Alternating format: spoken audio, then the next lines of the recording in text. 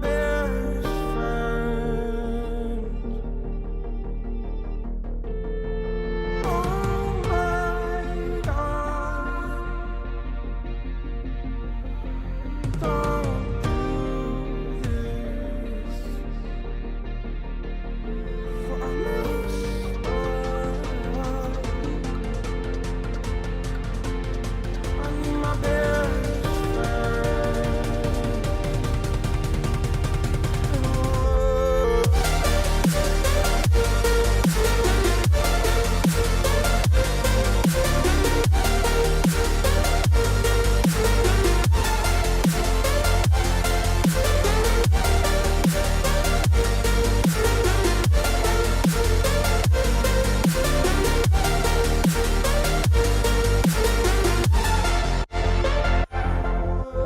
Oh my God,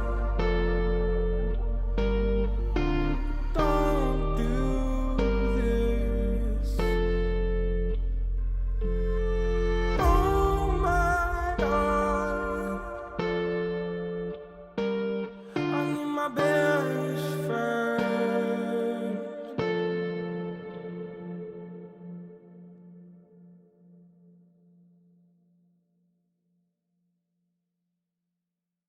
I lost my best friend to 23. She left her body and hovered above me. I saw no shadow, I looked around, searched every building and home that I found. I saw no shadow, but felt a glow. The warmth inside me, it kept me afloat. It felt like heaven had found my bones and gave me comfort when I feel alone. Now you're gone, I'm alone. I guess it's time to get better. Through the pain, I will go alone. If I fall, break my bones, I will scream even louder. 'Cause I'm not dying alone. I lost my best friend to 23. She left her body and hovered above me.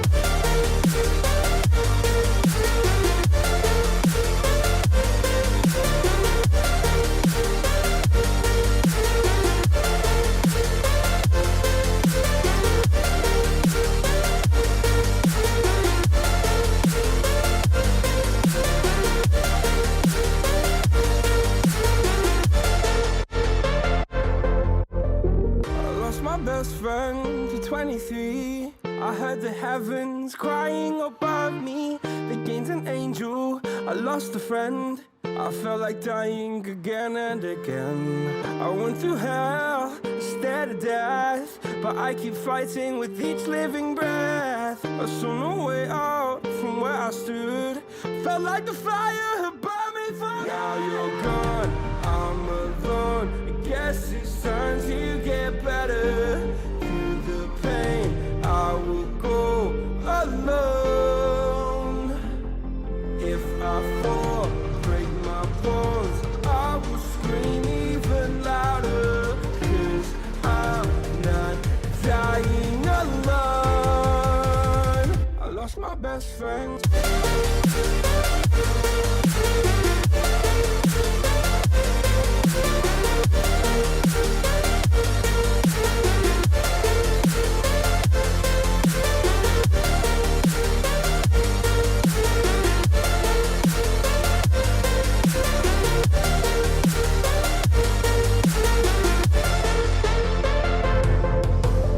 Oh my God,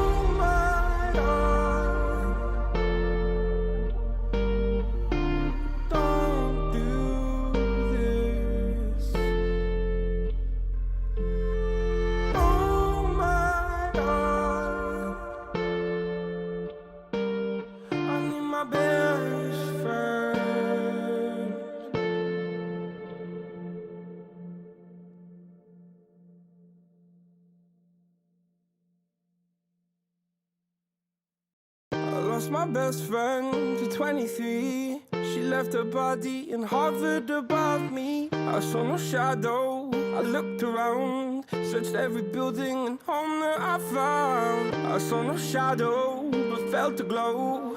The warmth inside me, it kept me afloat. It felt like heaven had found my bones and gave me comfort when I feel alone. Now you're gone, I'm alone. I guess it's time to get better.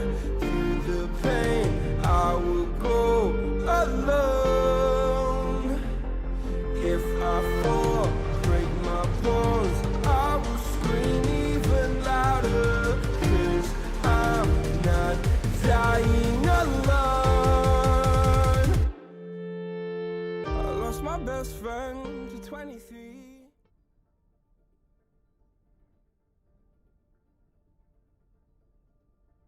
Is Warren Juggle God Hammond, and I am joined here in the casting booth with Amintus. How you doing tonight, Amintus?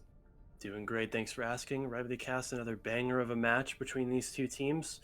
Last time we saw Hyperion, the two of us were casting them back in week 1. Yeah. I believe they got a pretty well-fought victory. I don't remember which team they were playing, but we saw a huge performance out of their Flex DPS, the King, and I'm very interested to see if he's able to perform again in this match. Absolutely, yeah. And tonight, Hyperion will be taking on Rogue Dragons. And you know, one of the questions I have going into this match is how are they going to counter the King? Because the King pops off. Like, there's no two ways around it, right? That guy, he clicks heads, he gets kills.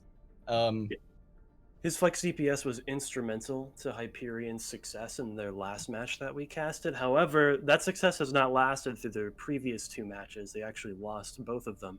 In fact, both of these teams are sitting at 1 and 2 right now. So it'll be interesting to see how they bounce back from a relatively shaky start. And I want to see if they can find their footing before we start going into playoffs.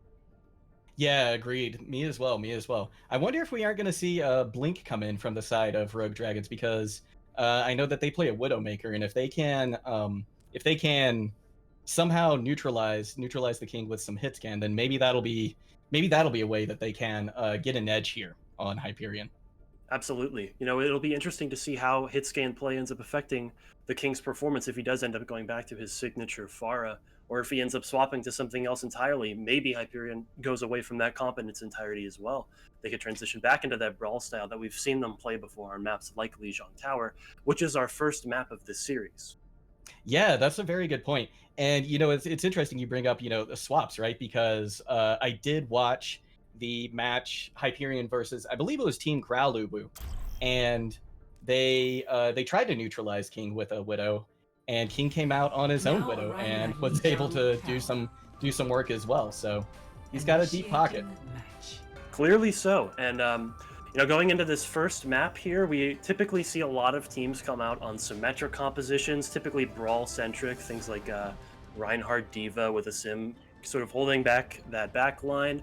And a lot of teams will try to play the Symmetra through that first fight and then eventually swap if it doesn't work. However, if you're able to maintain Symmetra throughout the duration of this first point and start cycling your ultimates together, it actually has, you know, knock-on effects to the next couple fights where you can actually get away with just using your Symmetra wall and having a really decent success chance for just that team fight. So ult economy is going to play a huge part in this matchup between these two teams. And already we're seeing a disparity coming out in the team compositions. 5, 4, Yeah, this is true. 3, To start off, we've got a sim on both sides for the DPS, but we're looking at a Doom on the side of Rogue Dragons, and Pharah, of course, or the King, of course, on Pharah.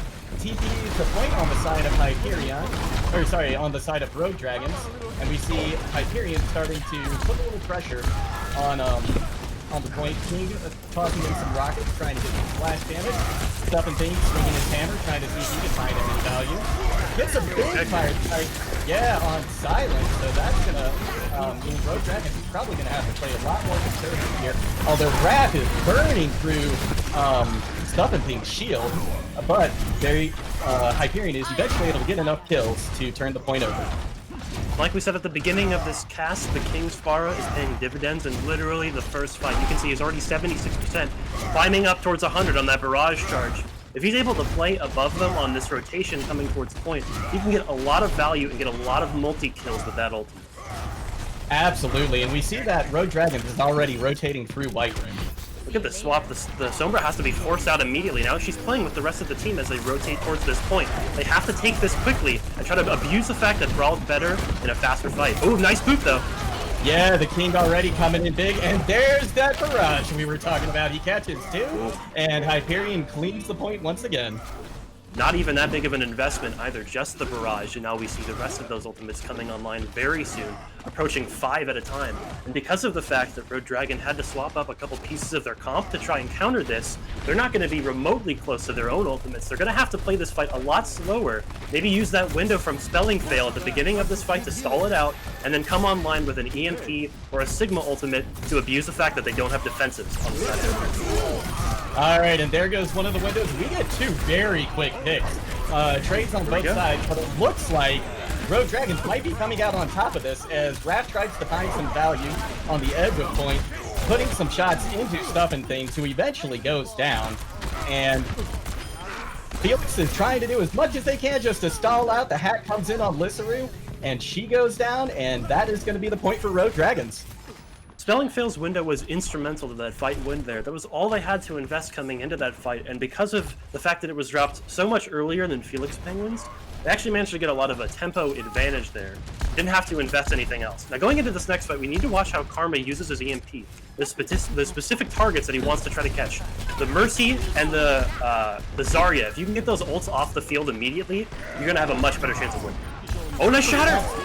The shatter's big, and we see Immortality Field come out, I believe, from both sides. The EMP comes in, catches 4, but it looks like the kills are just about even. Lissaru gets a res on Oakley, so that's going to be big for the side of Hyperion. They're pushing the point pretty hard. He comes in from Persona to try and hold on to this point as hard as they can on the side of Rogue Dragons. Grav comes in, catches a few, and the King is able to get another big barrage, catching 2, and also finishing off Raph at the very end there. Raph's Fan the Hammer was not enough to try to turn the tide of that fight. Off of the back of the King's barrage, once again, they're able to clean it out and finally close out that fight. Now, going into this next one, we do have a bunch of ultimates from the side of Hyperion, but they need to get onto the point now so they can actually get the chance to use them. Yeah, it's ticking down. Womps makes a quick push using his Wrath, catches a few with the Flux, and Karma's able to clean up, catching both Lissaru and the King, and Womps continues with the cleanup. And it looks like this point is gonna, go over to Rogue Dragons. They were able to get in and do it. Rogue Dragons was finally able to sort of use the fact that Hyperion doesn't have access to defensive ultimates. They use that Sigma ult to start, force out that lamp, and they're able to close it. Raph with a high noon, he gets 2! Oh my gosh, that's big. At the same time, King is able to find a boop on Womps.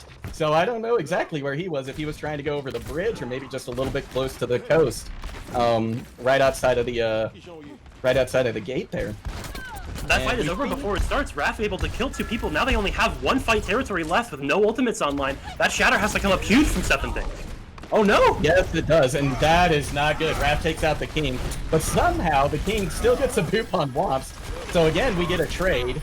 Stuff and Things trying to make some progress on the point, pushing towards the left side. Big shatter! Big shatter! Catches 4 of them, Oakley's able to clean up, and Siren tries to come in with his own shatter, but doesn't catch anybody. Stuff and Things just swinging his hammer, taking care of everybody else on point. Womps is back though with the ball, trying to stall out as long as he can to see if he can turn it over, but Felix eventually gets the pick, and I believe that's going to be game. I'm able to touch at the last second. The King gets a barrage off. It's not going to look like anybody else is going to be able to touch on time though. Oh, the Doom just manages to get there. Doom manages to get there, but yeah, Windows popped, and now there's a lot of damage going through that thing, and I don't think Rogue has a chance to come back, and there it goes. First map. Sorry, go ahead. Oh yeah, first map over to Hyperion. You're all good. Hyperion is able to close out eventually, and Stuff and Things must have heard the cast because clearly he wanted to make sure that shatter got some value, and it very much did. And just to get 4 people on the ground pretty much ends it instantly, and any amount of recontest coming out from Rogue Dragons is just not able to flip the fight. Right. And again, we see the King on this Pharah doing so much work for his team. I feel like every time he's had this barrage online, I've seen at least 2 kills in the kill feed every time from it. And Rogue Dragons has to figure out a good counter for it. Raph's hit scan is not enough to deal with it on its own. we might see Womps start to swap that off-tank role and maybe start to go towards something like a Diva or maybe a Sigma and playing a little further away, but we need to see something that can stop the King on this map. Okay, we're going to TP out of spawn, swap to McCree, and we're going to see both teams playing some kind of brawl. Already we have a first pick, though. Oh my gosh, yeah, the King comes out on Persona, so that's going to really affect the way that Rogue Dragons is going to be able to approach this point. And we already see the Spelling Tail having to... Oh my gosh! He has Barrage already! Where did this barrage come from? The King, what have you been doing? That is huge! I cannot believe that. That might have been like a 10-second barrage. That was incredible. Oh my gosh, he's... Wow. And he gets Persona again, right? Yeah. He gets Persona before the fight starts, and he gets Persona after the fight's already done. This guy is unstoppable on this Pharah, and we need to see something immediately happen from Rogue Dragons to start to counter this. I need to see Womp swap into that Diva. Something to help Matrix the rest of the team on these rotations, because their backline is just too vulnerable against this Rocket Queen in the sky. Yeah, absolutely. Karma's still trying to get value on more of a dive character. Oh, and Immortality comes out, but the King still gets Spelling Tail and Persona. That's the entire... That's all the heals for Rogue Dragon. They don't have anything that can help them on point. And yeah, this is a pretty quick win again on the side of Hyperion.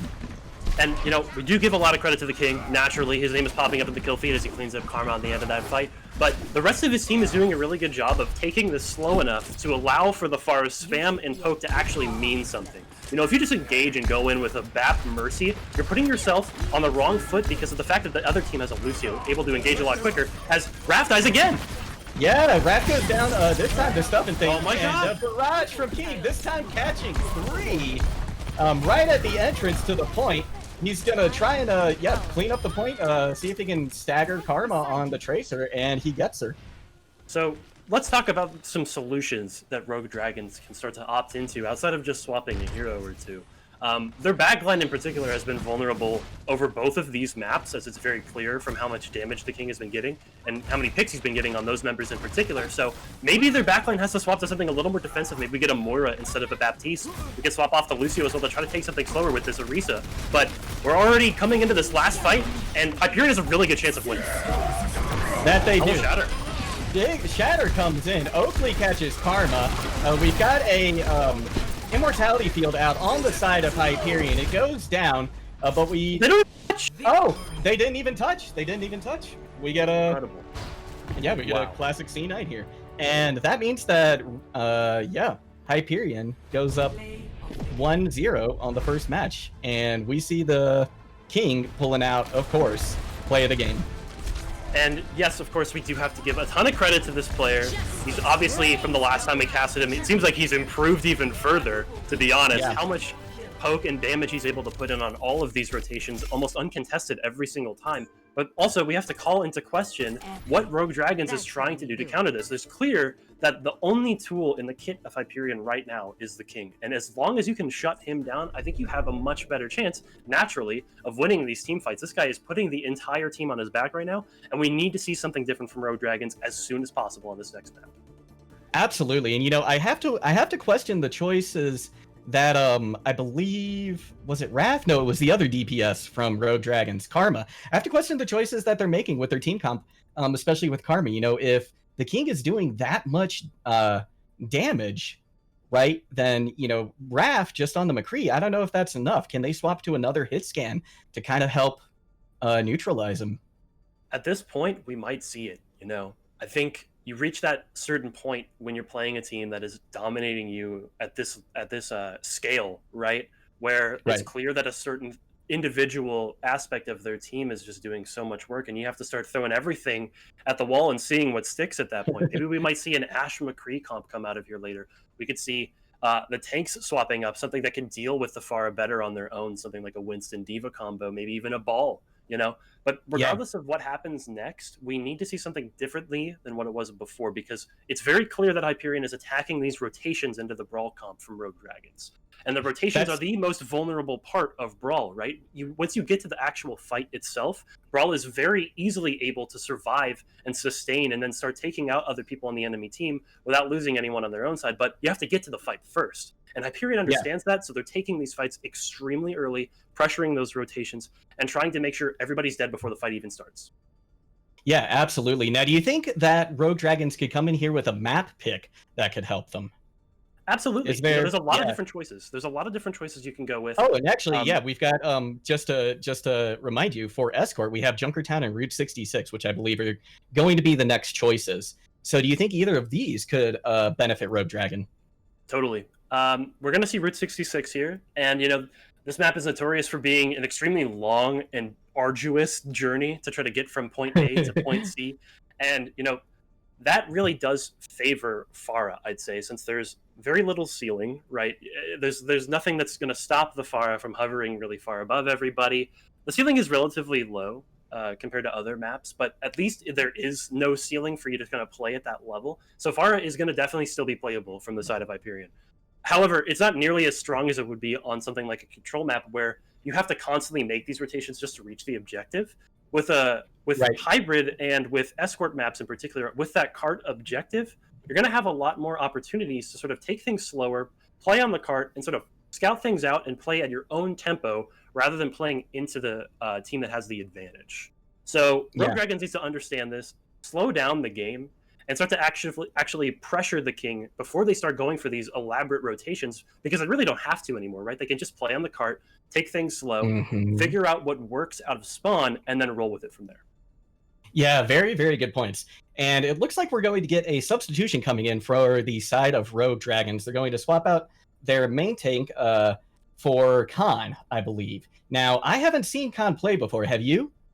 I don't think so. No relation to Khan in the Overwatch League, the flex support player, of course. CONN, and I believe he's the main tank player for Rogue Dragons. I don't actually see him on our player sort of graphic over here. So it'll be interesting to see what he plays. Maybe they have him coming in to play something other than the Reinhardt, which was exclusively what was played in the previous map from Sorrenti. And, again, we just need to see something different out of Rogue Dragons to sort of turn the momentum, because what we saw from the last time we watched Hyperion, they were able to sort of grab that momentum and carry it through for the rest of the series. But they didn't drop a single map in their first game that we casted against them because of the fact that the king was just completely uncontested. And we need to see somebody actively contesting him. Whether that's, con swapping in, coming in maybe with something like a Winston or a Ball to start to pressure the back line so that the king has to actively worry about the people behind him too. There's a lot of different solutions, right? And it'll be interesting to see what Rogue Dragons pulls out. Absolutely. And I want to call attention to the rest of Hyperion as well. We're talking the king up, but you said even earlier, the rest of the team is doing well. And in particular, I think the tank line as well. It looks like they've made a lot of progress since the last time we saw them. They're holding space well. They're playing very by the book, I would say. It's a solid tank line, right? They're dependable, and because of that dependability, I think that's allowing the king and his pocket on Lissaru to pop off. Exactly. The king can rely on the fact that, he's got a solid tank line from Stuff and Lexi, and Lissaru's always going to be by his side pocketing him, which allows him to make these really aggressive plays. That's why you see him dropping down so low to the ground to get some of these kills, especially on the back line of Rogue Dragons. I think that's a really important thing to emphasize. The king is actively targeting these supports because that is the engine that maintains the Brawl composition, the train of Brawl. It keeps chugging along as long as your Baptiste and Lucy are there. And already, we're going to see two different comps coming out here. Ooh, now this is exciting. I think we also had a substitution on the side of Hyperion. I believe we've got Lexi in. They're on off tank now. I don't think they were there on the first map as well. Do you remember, Mintus? I don't think so. It might have been Optic. I don't remember personally. But I'm not entirely sure, but yeah, Lexi is in.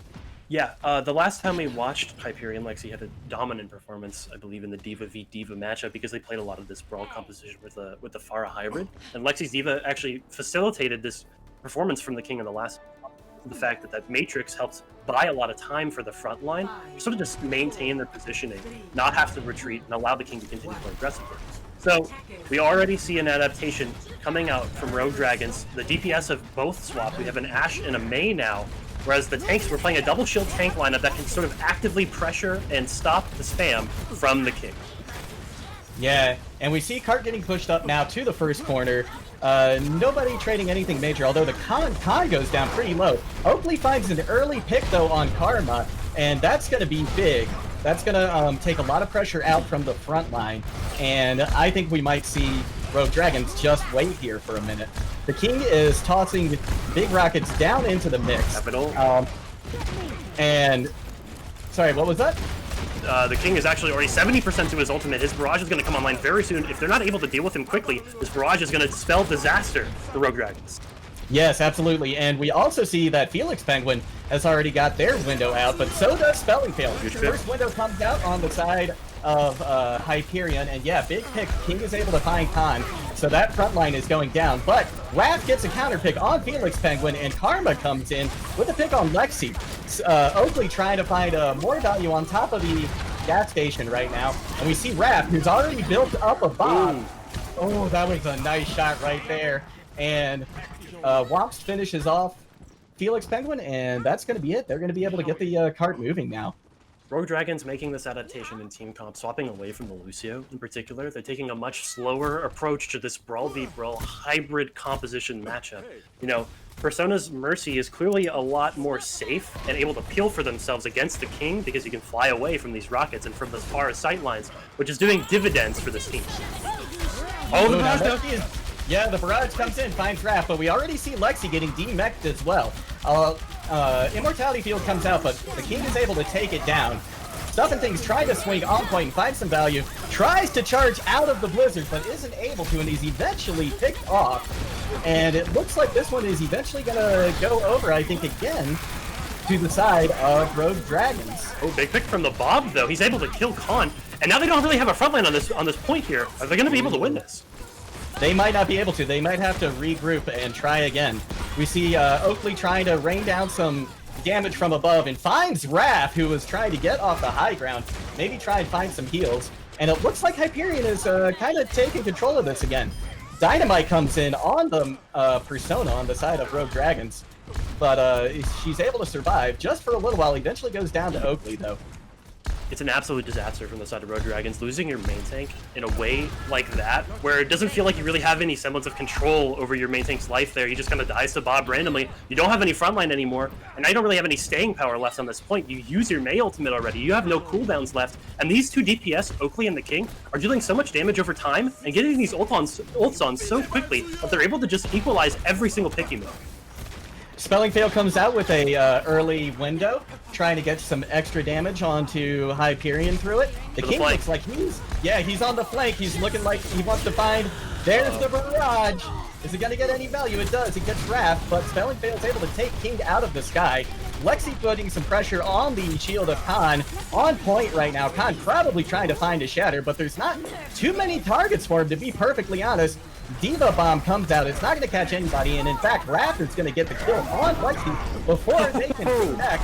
Shatter comes in, but it's blocked by Khan. He says, nope, not today, as they get the cart just a little bit closer to point, and Womp's coming up big with the Gravitic Flux, trying to get the rest of Rogue Dragons off this point so that they can cap and push on to point B. As the time ticks down, there's only 5 seconds left, and it looks like Rogue Dragons is gonna do it in the nick of time.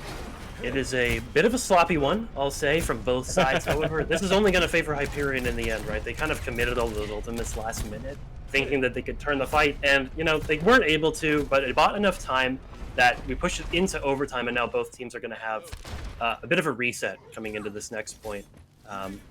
Both of the supports from Rogue Dragons have their ultimates coming online this fight, and it'll be interesting to see how they decide to use them here, as we see Karma kind of getting caught out with a wall there. Yeah. All right, and it looks like Rogue Dragons has pushed the card up just a little bit so far. Spelling Fail trying to get some damage in, but the wall blocks it. People get a Khan getting very, very low. So low, in fact, that Spelling Fail has to drop the Immortality Field, and then the window follows it right afterwards. Wrath getting value by finding King with a headshot, taking him out, and Rogue Dragons is going to continue to push this. Oh, big Blizzard comes out from the side of Karma. Is he going to catch anybody? Is he going to get value with it? Looks like, yeah, nice pick on Spelling Fail. That's going to be big. Khan finds a Fire Strike, though, on Blitzeru as they go down. Oakley trying to get some value with their Dynamite, but is eventually taken out by Wrath as well. Watch the shatter from top. Yeah, looking for a shatter. He's looking. He's got the. He's doing the shatter wall. but he catches a Fire Strike on Karma. That was nasty. And is also swinging his hammer to take Wumps out of that mech, try and smash her against the wall, too. Wumps goes down, and the King finds cleanup on Raph. Yeah, going into this previous fight, I forgot to mention this in the interim, but Hyperion did manage to swap their entire comp, actually. They swapped from that hybrid brawl towards a more traditional style with a Mei and a Lucio. And they understood the fact that they were at an ultimate disadvantage after committing so much, so they decided to play it a lot slower. You know, they're not engaging like you normally would see into a comp like this. They're playing it so they're waiting for these ults to come online. And now, coming into this last fight, they actually have a massive advantage. I want to see them go first, though. Absolutely, and we see Raph trying to get some high ground positioning on top of the gas station, looking to see if they can take out their counterpart in Oakley on the side of Hyperion. They're able to get the Bob out and take out the Immortality Field that was tossed in by Spelling Field, but Spelling Field gets out a window as well, and we see Blizzard coming in from the side of the team, down the Womps. Big Pin comes in on Khan. That's the front line of Rogue Dragons down, and I don't know if there's anything left that they can do here. Stuffing things with a massive shatter into an aggressive play that ends up taking out 3 people on the side of Rogue Dragons, and getting that many kills in overtime basically spells doom for an attacking team. You know, you have respawns to deal with if you're the attacking team, and the defending team really just has to play aggressively, start to get picks, and really start to snowball their advantage of numbers. Going into this last push here, the Lucio stall is not going to mean anything, and they will stop at point B. Yep, 68.69 meters. Nice. And we go to, we're going to swap sides now, and Rogue Dragon is going to, Hyperion is going to go on the attack. Exactly. And yeah, it was an interesting mix-up from Hyperion. We actually see the King swapping off of that Pharah, going towards a more traditional brawl, and they're actually still just as competent playing into their own style of composition. You know, we saw something similar from the side of Rogue Dragons, kind of emulating what Hyperion was doing on the previous map, with those brawl tanks and a bit of a slower backline. But clearly it did not work out, and I think it was because of the fact that Hyperion understood how to disengage. You know, they would lose people early, and that's fine, right? That's expected against the poke composition. It's about how you respond to those picks. And Hyperion's response was to disengage, wait for their cooldowns to come back online, and then explode out onto a single target with a really impactful ultimate. You saw things like the Mei ult, the bomb, the shatter, consistently getting value every single time. And even when they didn't, the tempo disadvantage was able to be shored up by the fact that they committed those ults so quickly, and together as well. You know, they would commit 2 to 3 ults at a time, rather than spending them one at a time, and then when one doesn't get value, you have to throw in another one, and then another one. They just threw everything at the kitchen sink at them, and as long as something stuck, they would have won in overtime. Absolutely. Now, do you think that we saw a better performance from Rogue Dragon so far on the first half of this map than we saw in Lijiang Tower? I'd say so. You know, there was a couple moments of weakness, I'd say, particularly from their tank line, and how they were unable to sort of hold the space against the aggressive push of Stuff and Things and Lexi.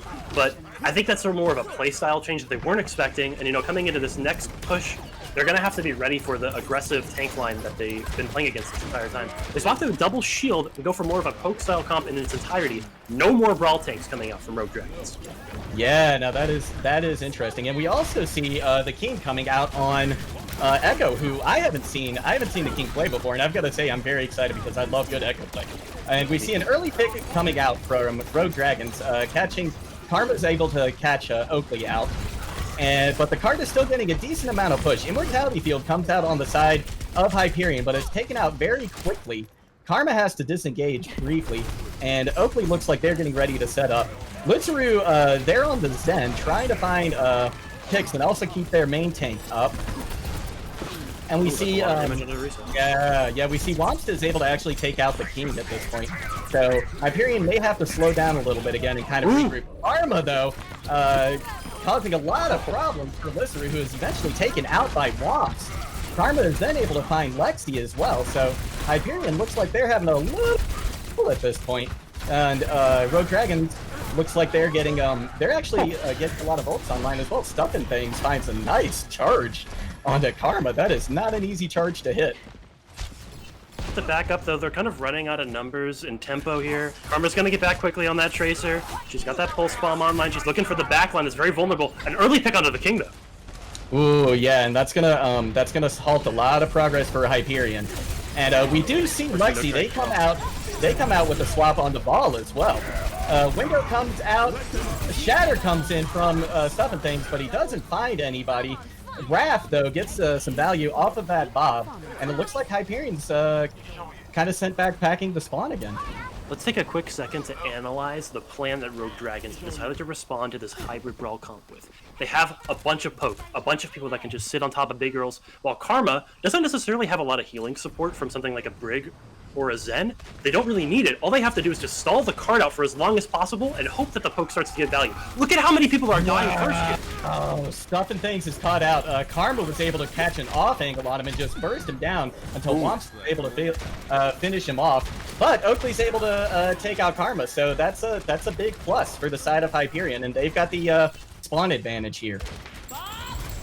Throw the Bob at the point. They're trying to get somebody to drop off of that high ground, which is the strategy they've been keeping this entire time. Big boop from Lexi. Ooh, yeah, big boop from Lexi, and Oakley is able to find Khan. Felix finds Persona as well, so that's no res on the point for anybody. It's YOLO for the entire team at this point. Karma's dueling with the King at the moment, has to back out. Gravitic Flux comes in from Wants, catches a couple, but they're not going to be able to do a whole lot with it as Oakley and the King come in with some picks. But Karma finds a Pulse Bomb for 2, leaving Heart of Hyperion with no pulse on the point, and Lexi coming in big with the minefield and the slam and the smack in the face to finish it off. 4K from Lexi was absolutely clutch. We saw a little bit of confusion from the side of Rogue Dragons and whether or not they actually wanted to commit to that. You saw for a brief moment Karma had to back out from that 1v1 against Oakley, I believe, and we didn't get to see him throw that pulse bomb immediately when the rest of his team was still alive, so you have to wonder, if they had been together and coordinated on that defense there, maybe they would have had a better chance against Lexi's massive ball performance. Yeah, no, I think that's absolutely true. It really looked like it was going the way of Rogue Dragons at first. Ooh, big pick. Yeah, 2 picks already out from Rogue Dragons, and Hyperion is going to have to try again, I believe, as Karma just continues to go nuts on their backline. This is the clear and obvious strength of the composition as we see Persona actually swap the Brig to help support Karma more. Karma's acting as like this backline distraction, pulling attention from as many people as possible to allow Wrath, Khan, and Womps to sort of take the brunt of the damage and just start throwing it right back at them. If you're not looking directly at this stack here, as we see Stuff and Things jump in early. Ooh, yeah, Stuff and Things early jump in, and High Noon comes out from the King, but he's not able to find anybody, and in fact, Failing Tails able to counter him. Stuff and Things, however, pops a Primal Rage and catches 2, and the 2 that he catches are the support line for Rogue Dragons, so I think this one's going to go over to the side of Hyperion.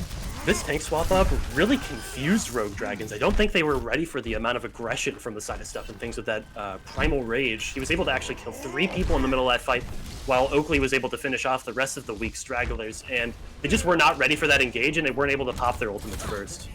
Yeah, and you know what I think is really cool is that we're seeing more depth now from the side of Hyperion. Last time we cast them, I don't believe that we saw the dive tanks come out. And already early on, the King swapping to Tracer now finds 2, finds the support line again. Hyperion has done a fantastic job of taking out the healers of Rogue Dragon, leaving them with not many options. Yeah, the King is now showing his depth as well. He says, you know, you're gonna make me swap off of Farah. That's fine. I've got a Tracer in my pocket too. Stuff and Things getting a jump kill on Womp. However, Karma eventually takes out the Winston, which is not the way you usually see that matchup go. Lexi slamming from Lexi. Mines, trying to clear the point. Is it going to be enough to get everyone up? They go for the boop. Blitzaru finds Persona. They go down. Lexi finds the minefield kill on Wrath. That Doofus is going nowhere. And the kills are just coming in now, slowly but steadily, for the side of Hyperion. And the point goes to them. The game goes to them, rather. It's a 2-0 advantage to Hyperion in this series, showing a huge depth of expertise in the compositions that they're able to play. But we have to give so much credit to Lexi on this Wrecking Ball performance. Yes. They absolutely saved them on this last sort of desperate push on this first point, able to get this 4K with the Mines pile drive and a little melee to boot after you take that under Wrath. But seriously, so many good plays from them. The boop in particular was something that I wanted to point out, and it was sort of the difference maker on that first point. That was pretty much the only thing that Rogue Dragons had going for them. On that defense, right? They had to stay on the top of big girls with the double shield, with the BAP Mercy, and once you lose that high ground advantage on that comp, it's very difficult to get it back. You know, you don't really have a lot of chance to stay at the same spot, whereas Dive can sort of throw one attack out, come on back, if it didn't work, and then go right back in again. Even if you lose everybody or you lose a couple people, they get back pretty fast usually, right? So They do. the dive comp ends up taking the advantage there on both first and second point. Yeah, and you know, I do think that Rogue Dragons is playing better. But every time they make a swap or they make an adjustment, Hyperion's ready with a counter swap or a counter adjustment. And I don't know what Rogue Dragons can do about this anymore. I have to agree. I think the biggest point of weakness that I could point out for them would be to start punishing the amount of aggression coming out from the tanks. You see Stuff and Things and Lexi both going in extremely deep a lot of these fights. And you got to wonder like if there's anything that Rogue Dragons can kind of do to prevent that before it happens, right? We saw Persona swap to Brig to sort of help Karma on the cart while they were on the Tracer Brig composition, but it clearly was not enough to shut down the aggression from the tank line. And we'll also see Jesus Freak swapping in for Hyperion, playing main tank for them.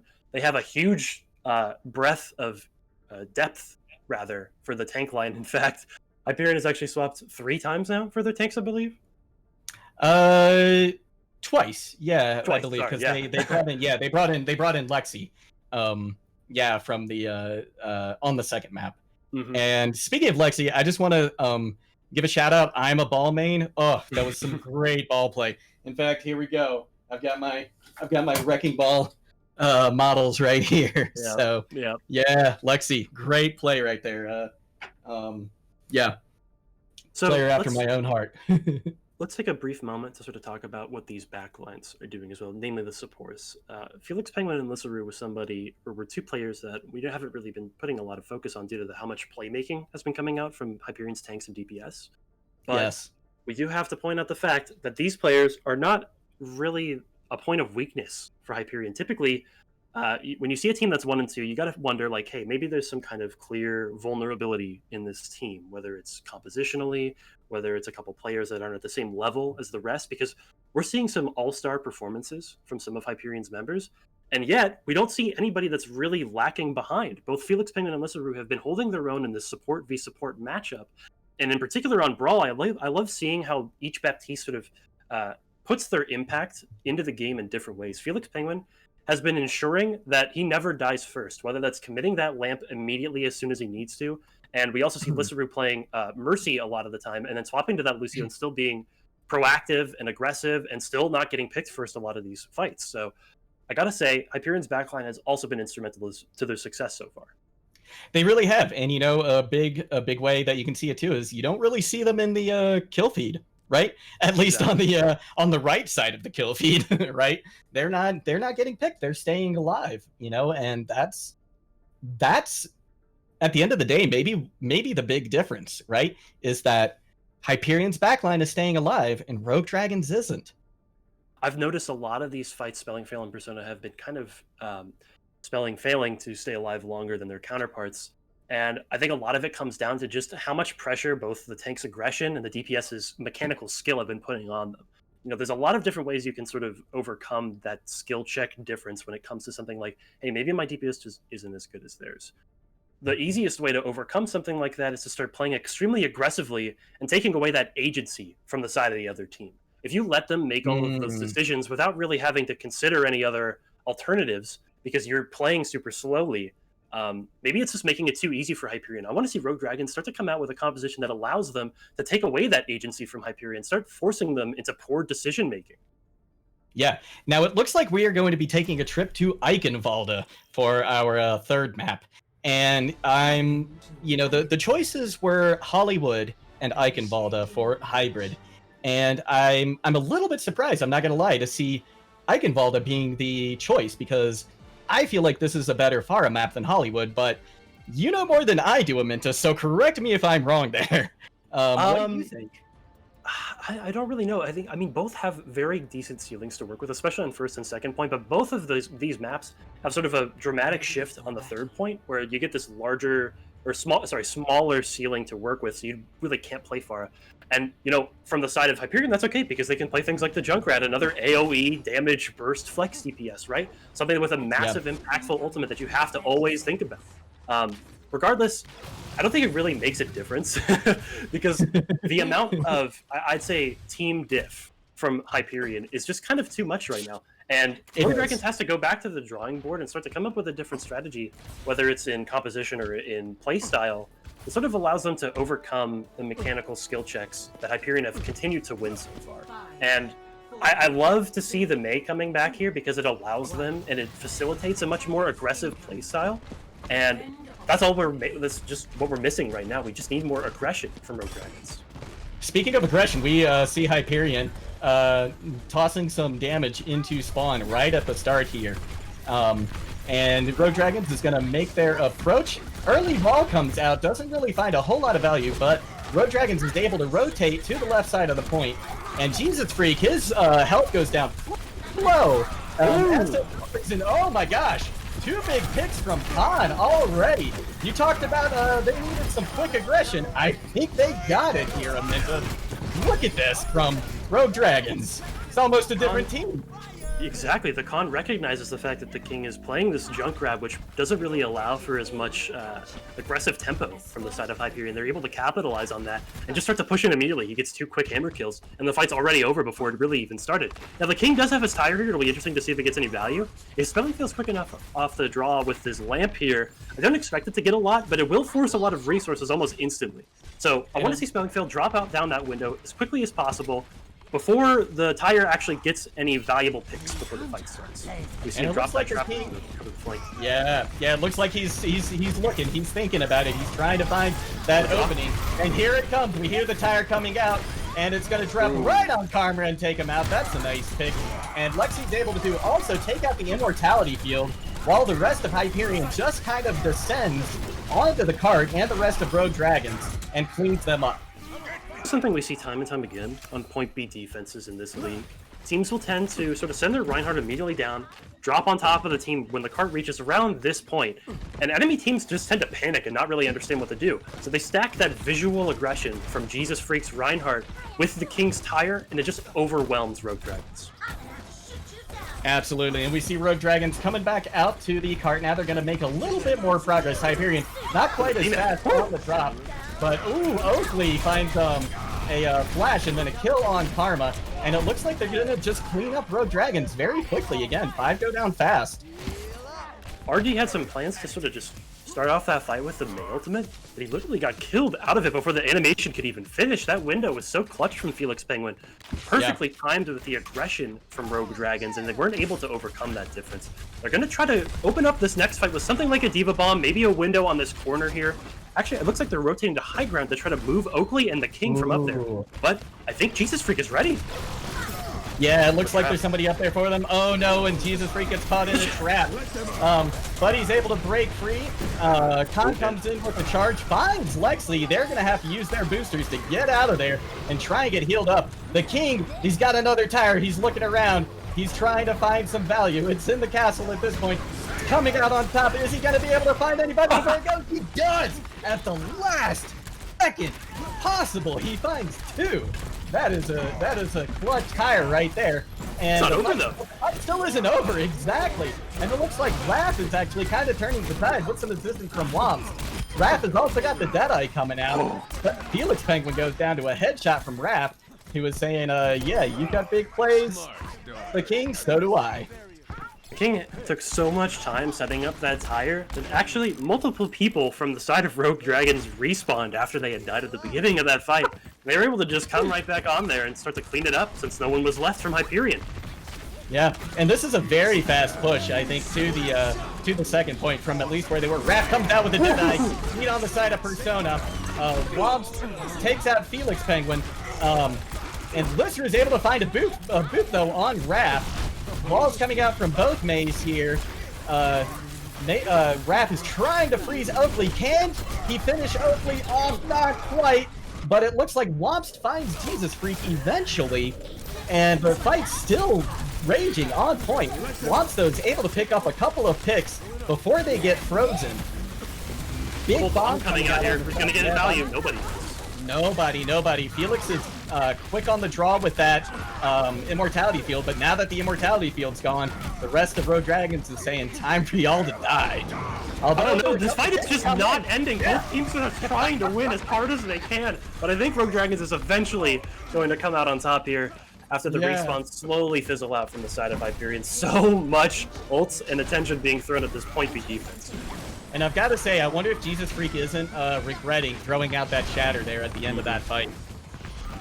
It's clear that the swap from the previous map where we had, I believe it was Stuff and Things on the main tank, and now we have Jesus Freak coming in. It seems like there's a little bit of confusion as to when these teams are trying to take these engages. And Hyperion is a little bit disoriented from this swap, I believe. However, they do have a lot of ults to work with here. Let's see which one comes up first. Window comes in, and a Deadeye coming out along with the beat for to try and keep Raph up so that he can find value. Doesn't get anything, and in fact is frozen by the King's Blizzard.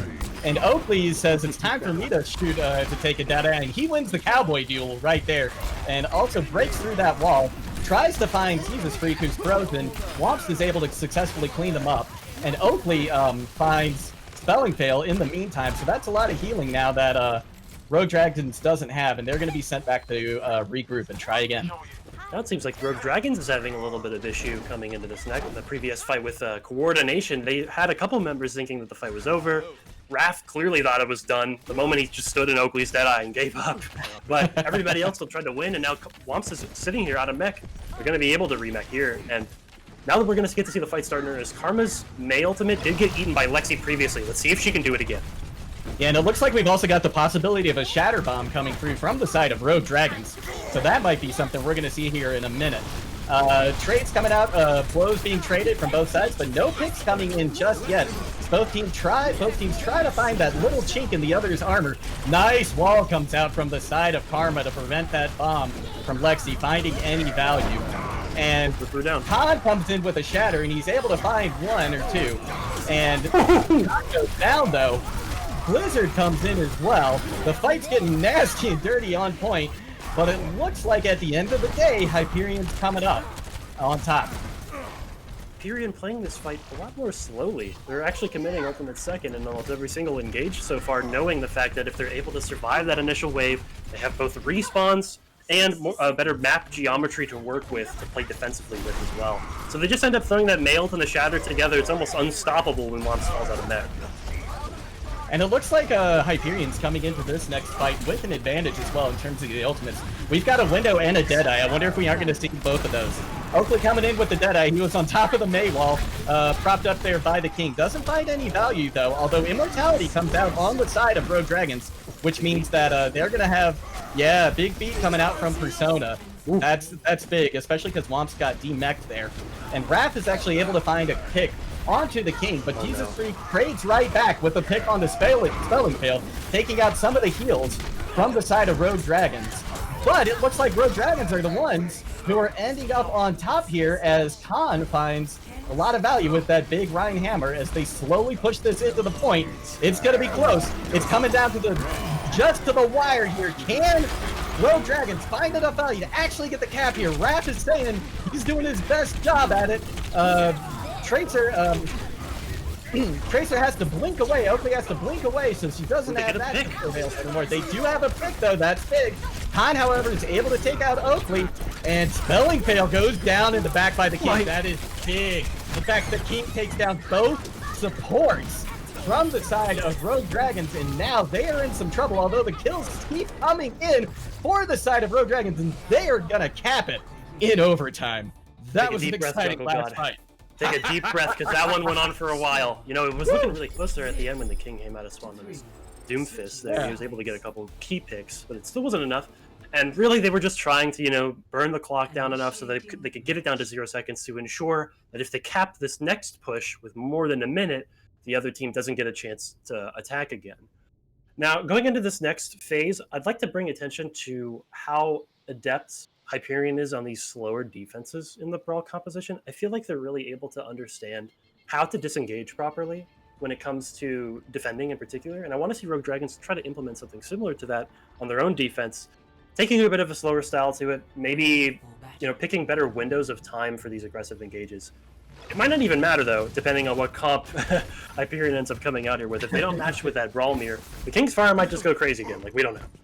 Yeah, it looks like they're coming out. Hyperion's coming out with a possibly with a dive on the first point. We'll see if that's going to be the case or if they're just trolling in case Rogue Dragon has a Sonic Arrow. And again, this is a massive improvement in performance from the previous 2 maps. I'd say being able to get that full cap is a huge boost to morale for sure. And just judging off of Hyperion's previous games so far, I don't know specifically what the map score was. Maybe they got off to a fire start like they did before, and then they were just fizzling out by the end of the series. But any amount of momentum back is going to be huge, as Oakley almost gets a pick off the spawn there. Yeah, that was close. That was really, really good. The King is starting to toss in some damage from afar with this pocket from Lissaru. Is getting plinked a little bit, but not taking too much damage. He's able to just kind of fly around that big tower there. Although he finds a good angle now on Rogue Dragons, although Khan is able to eventually get space back for Rogue Dragons on point, and in fact is able to find a pick on Jesus Freak, who actually decides to swap over to Reinhardt. They decided, I guess, that the double bubble isn't the choice here. Interesting. Rogue Dragons is able to actually pressure out the Pharah enough so that she's not getting a lot of value while they're able to punish the front line from the side of Hyperion, but it looks like it might not be enough. Ooh, nice. No, it's not going to be enough, yeah. Rogue Dragons is really starting to come alive here, it appears, as they're able to, just kind of neutralize what Hyperion is bringing to the table. Karma's wall there was instrumental to winning that first team fight. He was able to cut off Jesus Freak's Winston so that Lexi could not get a bubble down, and now they're actually swapping both tanks to more of a brawl-centric style. The way they had played it originally on Lijiang Tower at the beginning, which, it did prove very successful for them there. So it'll be interesting to see if it works here again. Now, Felix is approaching a nano, and if he throws it onto King to stack with the barrage, it can deal so much damage. Absolutely, yeah, and... excuse me, Immortality Field comes out from Spelling Fail, but once again very quickly taken down by the King, but Raft is able to find a pick on the King, and that's going to be big. That might, that looks like it's going to swing the tide once again in the favor of Rogue Dragons, who pops a beat right there. I'm not entirely sure what that was for. I don't know if maybe Persona was getting down low or what, but it looked to me like they had already won that fight. Looks like Rogue Dragons a little bit afraid of losing the fight in earnest afterwards. Maybe the King coming back on that far scared them a little bit. But I'm glad that they figured out sort of a secret formula to success here against this hybrid brawl comp. Just dealing with one thing at a time. Maybe it's the King first, playing a little bit too aggressively, focus him out. Maybe it's Jesus Freak cut off by a wall. But as long as they continue to compartmentalize this enemy team and break it down bit by bit, they won't be able to overcome the side of the brawl composition, which really works together stronger to 6.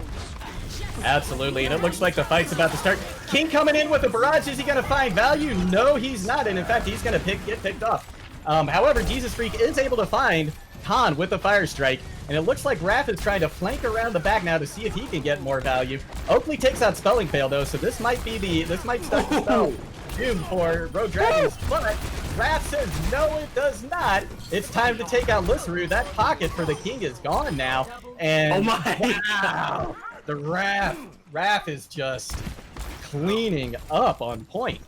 Through the Wrath of Khan. This is the Wrath of Raph. He is absolutely destroying Hyperion on this defense, and it is so impressive to see how much damage he's able to put into both the King on that Pharah and the rest of the team afterwards on the cleanup, and be able to survive from the help of Spellingfail's Baptiste here, doing so much work with the healing. They have a much bigger ultimate bank here coming into this fight as well. And it looks like a window comes out, but Maywalls are blocking each side of it. Massive shatter right there. And it looks like Oakley's able to find 2 in the midst of it. However, it looks like the kills are actually maybe coming in for the side of Rogue Dragons. They're giving a little bit of space to Hyperion on point, but it didn't matter. They were able to hold. Flank would have done so much more had Khan not landed such a massive shatter. Now we're coming into this last fight with stalled picks from the side of Hyperion. They need to try to just touch, but we have so many tools on the side of Rogue Dragons to deal with it. We have the Mei and the Diva Bomb here, and the Bee. Yeah. Oh, and Lexi swaps out to the ball to try and get some value again. Bomb comes in, and it's able to catch Jesus Freak because they're frozen. Immortality's coming out from both sides, everybody trying to desperately stay alive, but I think the edge is going to go to Rogue Dragons because of the beat, and the fact that kills are still coming in on their side. Lexi's doing the best that they can to try and escape, but they're caught by the cold beam of Karma, and it looks like this one is actually going to go over to Rogue Dragons. We got a game on our hands, ladies and gentlemen. Karma is a dish best served cold, and that Mei proved instrumental to winning that last team fight there. The Mei ultimate stacked on top of the Diva Bomb basically guaranteed that nobody could survive on the car for too long, and that amount of space that both of those ultimates made basically meant it was impossible for Hyperion to win. But seriously, such an impressive defense coming out from Rogue Dragons after being down 0-2 in the series. Yeah, the mental fortitude that it takes to come back after those kind of losses is just tremendous. Can't say enough good things about the performance of Rogue Dragon on that map. That looked like a completely different team, frankly. Exactly. And, we talked a lot about the things that Rogue Dragons could change trying to come into the remainder of these maps. And one of the big points we touched on was increasing that aggression. And that was something I definitely saw a lot more in earnest from that defense in particular. They set up these walls on the tank on the right side of the clock tower from the perspective of the defenders, where you cannot really escape if you get a good wall down there. And so many times, either the tank line or the supports got caught out from these really nice walls coming out from Karma. And they were able to understand just how much threat the King was putting in on Pharah after losing to it 2 maps in a row at that point. And they finally figured out a good strategy to deal with it. Yeah, they did. And something else that I think that I'd like to compliment Rogue Dragons on is that they, Khan in particular, was able to rotate very well his team, no matter which way Stuff and Things was trying to bring Hyperion. They played back on the point. They forced Hyperion to come to them. And I think that might have been some of the reason that the King wasn't finding value on Pharah on that first point. Yeah, I got to agree. And Womps as well was instrumental in their point A hold on defense. I saw him repeatedly going directly towards Felix Penguin's Ana and distracting them enough on his Diva to sort of buy enough time for the rest of the team where they could capitalize on the fact that there wasn't enough healing from Hyperion to sustain on the point after they lost somebody, and Lissaru was unable to res them due to the positioning of the bodies. And with both of those backliners not able to get as much value as they normally would, the King had to put in a massive performance, which is just not possible anymore. Yeah, the King can only carry so much on his back, especially when he's got to fly through the air. Exactly. Most of the time. So. Gravity is not doing him any favors on the Pharah, so it'll be interesting to see what both teams end up playing. The next map is going to be Hanamura, so you do typically see a lot of Brawl v Brawl on this map, but we've also seen a huge variety of comps played on defense in particular. We've seen teams like Paris Eternal in the Overwatch League play double shield Genji compositions to great success, symmetric compositions, ball compositions, so many different tools that you can end up going with.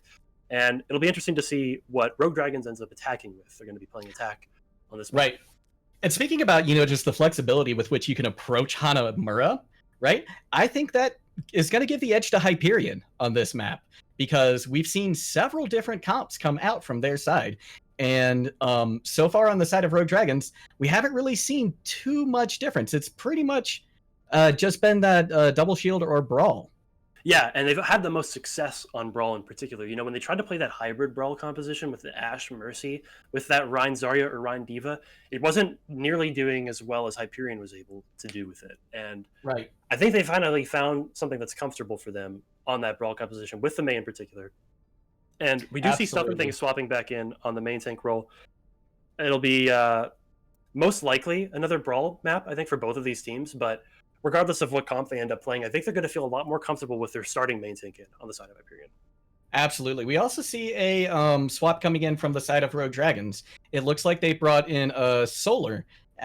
She's going to be playing support now for the side of Rogue Dragons. Exactly. I don't know how much more a different backline can start to do for Rogue Dragons, or whether there's some kind of specific strategy involving Solar here.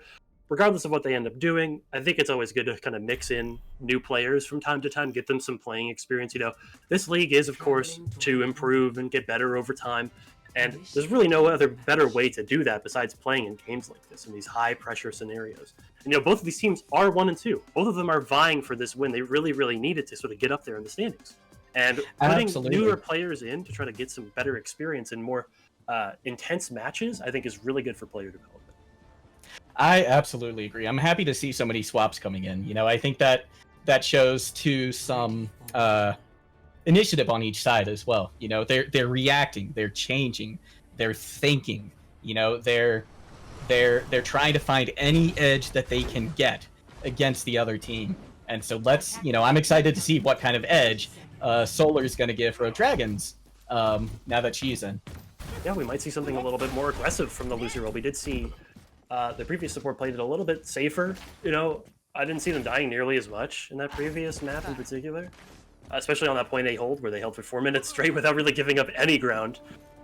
So again, I think it might serve better to, it's just going to act as more of a playstyle change with these newer players coming in. Maybe they're just mixing up the comms as well. Who knows? But both teams are going to opt into the Brawl Mirror here to start. And as we see Hyperion starting to poke out on the engage, but Lexi's demeched already. Wow, that is a fast demech. Raph is able to catch her out and also build up a pretty sizable ult. However, look at this. Yeah, Hyperion is just descending onto Rogue Dragons in this choke and sending them very quickly and efficiently back to spawn. Well, I don't know if it was intentional from Hyperion, but clearly it worked very, very well. Rogue Dragons got completely baited in by the fact that Lexi was on a mech.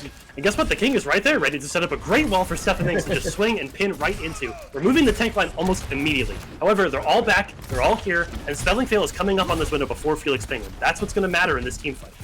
Absolutely. A nice wall coming in from Karma to give Khan enough room to help his team rotate back into this building.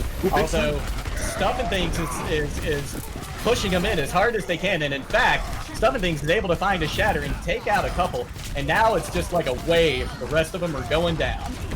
They can't fight the undertow, that is Stuff and Things.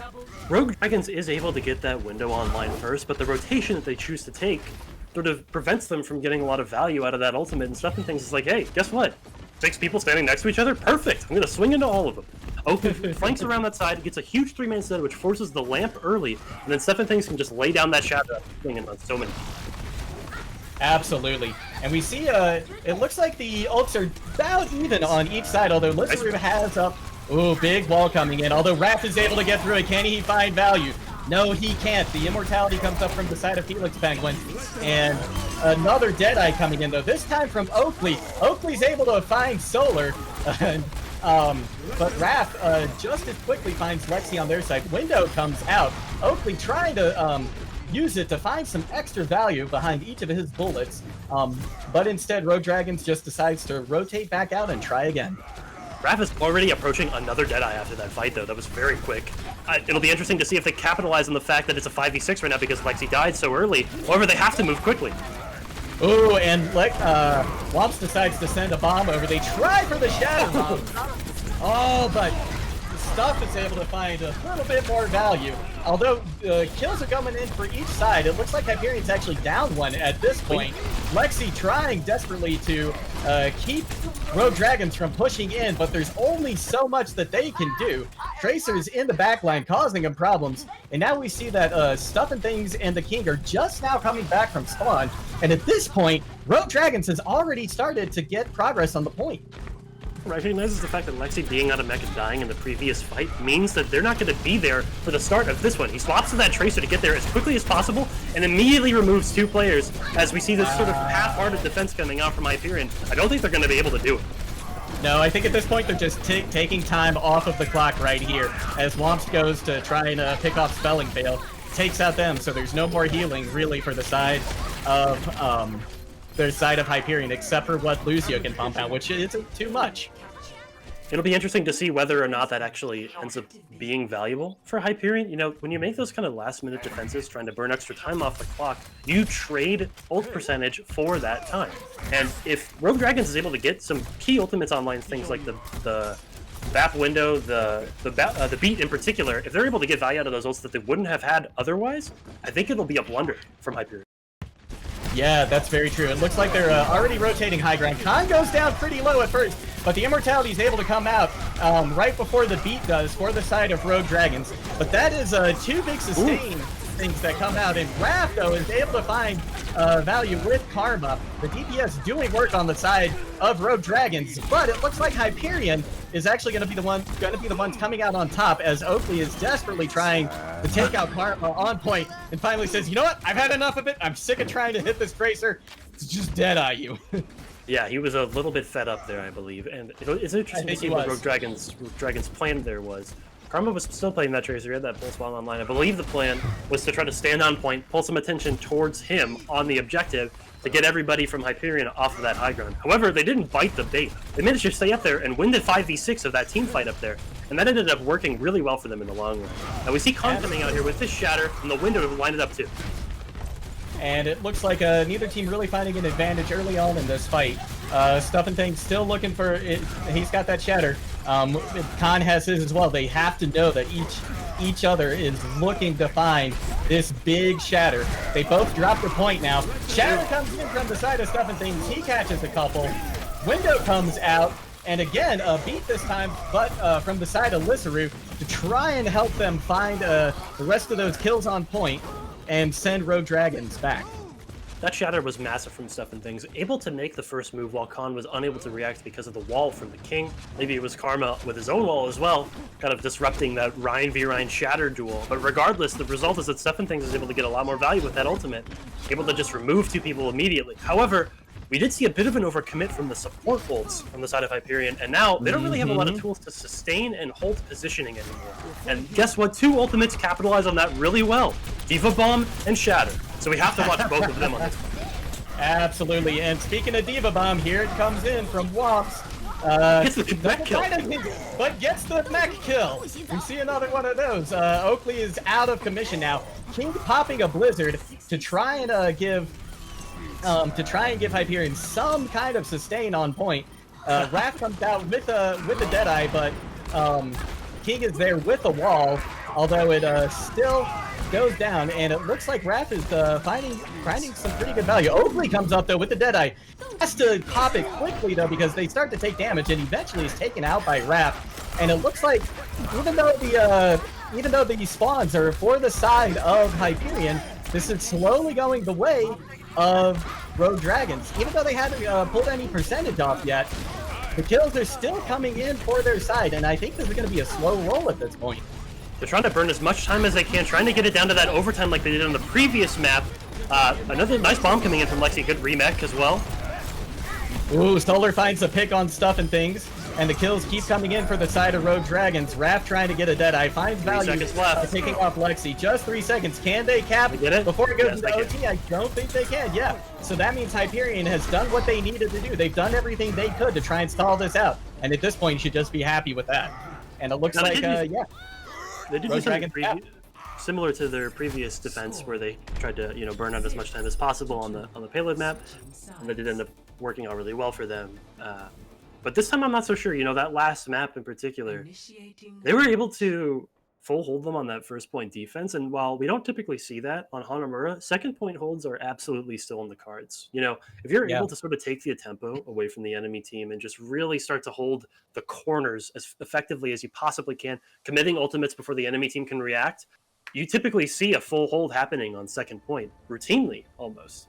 I'd like to use it as an example. The Houston Outlaws match in one of the first weeks of play of Overwatch League recently, where we just saw the tank line in particular and the DPS making those first moves with their ultimates. Jonggu's Shatter coming around corners super quickly before the enemy team could even react. Those kinds of plays not only buy you a fight win, but it buys you an ult tempo win as well, because you don't really have to commit anything else. You can just win fights on defense with a single ultimate, back off, hold everything else, and start to build those advantages and start cycling. However, we did see a big blunder from Hyperion on one of their last fights where they committed both of the support ults in a clearly won fight. And that kind of ult discipline is really important to have on defense, right? If you end up committing those ultimates in a suboptimal way, attacking teams can use that as an advantage and just easily snowball any amount of picks they get directly towards point. So I want to see better ult economy coming out from the defenders here. It's going to be real good.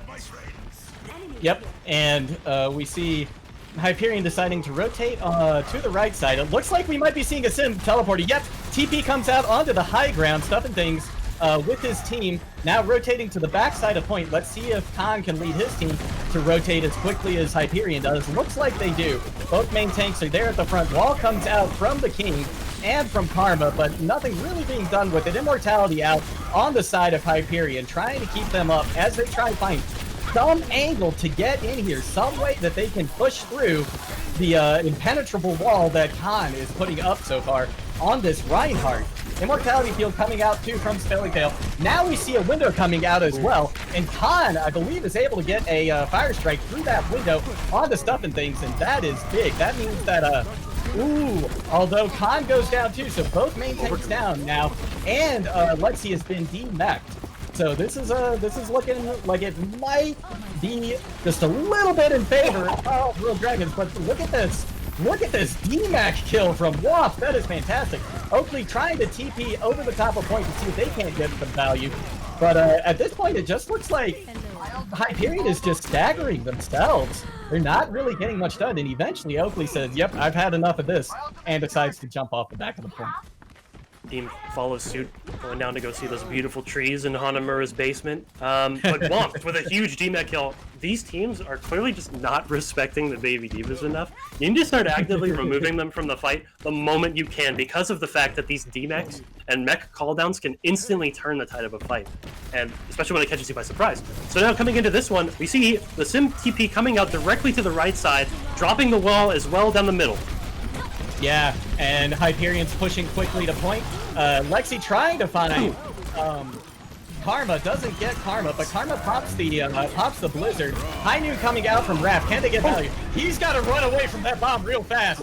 Barely makes it, but it looks like now Hyperion has a tremendous advantage. Team kill comes through, and yeah, on the back of, I believe, was that a bomb from Lexi? It was a lot of things, stuff and things, swinging around a lot of stuff and things. You know, he swung around the side in the blind spot of Rogue Dragons, lands a huge shatter, gets 3 kills almost instantly, and that just ends up completely destroying momentum for the defenders of Rogue Dragons. Now going into this next fight, we have double support ultimates on both sides, but Khan does have the advantage in the shatter duel. So I want to see a lot of emphasis put into dropping that window early, breaking down Stuff and Things' shield, or making some kind of aggressive play to catch him by surprise and land a big shot. Ooh, window comes out early on from Felix. Immortality out as well on the side of Spelling Tail. And it looks like Rogue Dragons, their entire team was very, very low. But the healers are able to bring them back up through some kind of a miracle. Hyperion rotating down to point. Khan gonna try and find a shatter.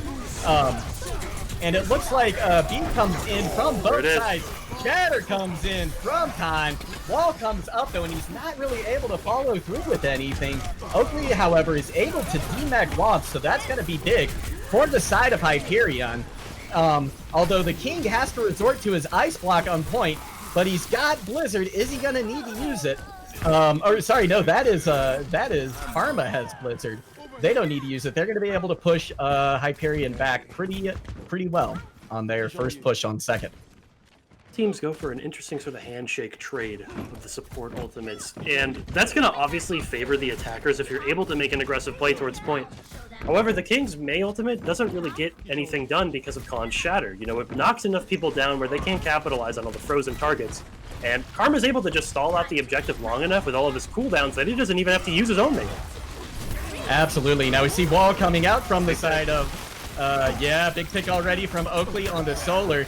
That's some sustain they are not going to have, and in fact, it looks like a couple more fall on the side of Rogue Dragons, but they do get a pick onto Felix Penguin, which is the big heals on that side, and I gotta say, I think this fight's probably going to go over to the side of Rogue Dragons at this point, as the kills keep coming in. Lexi's demeched over there, and is finished off. Yeah, an aggressive ultimate from Karma in probably one of the best spots on this defensive hold to use it. That corner is really impossible to get out of, as Solar ends up winning that Lucio v Lucio battle on the coast. Very fun to watch those ones, but again, Womps had to burn that mech just to remech there, just to try to ensure that the fight wasn't lost, but again, that was all set up by Karma's great wall and great May ultimate, so that there was no other further commit necessary from the side of Rogue Dragons. So going into this next fight though, we have a lot of tools on both sides. It'll be interesting to see which ones they open with. Last time we saw something like this, both supports traded ultimates on both teams.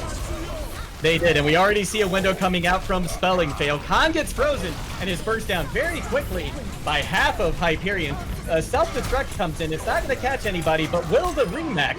No, instead it's Oakley finding a quick Deadeye on Raph, and it looks like Hyperion may be able to start capping this point now. Khan is trying to make his way back out of spawn, but a Blizzard comes in, the touch, which nobody touches. that blizzard from the King at the end there stopped Rogue Dragons in their tracks, and they had to go back to the other side. And there just wasn't enough time. Yeah. Rogue Dragons is going to be having nightmares about that one for a while. The fact that they were not able to touch means that they don't really get a second chance to attack here.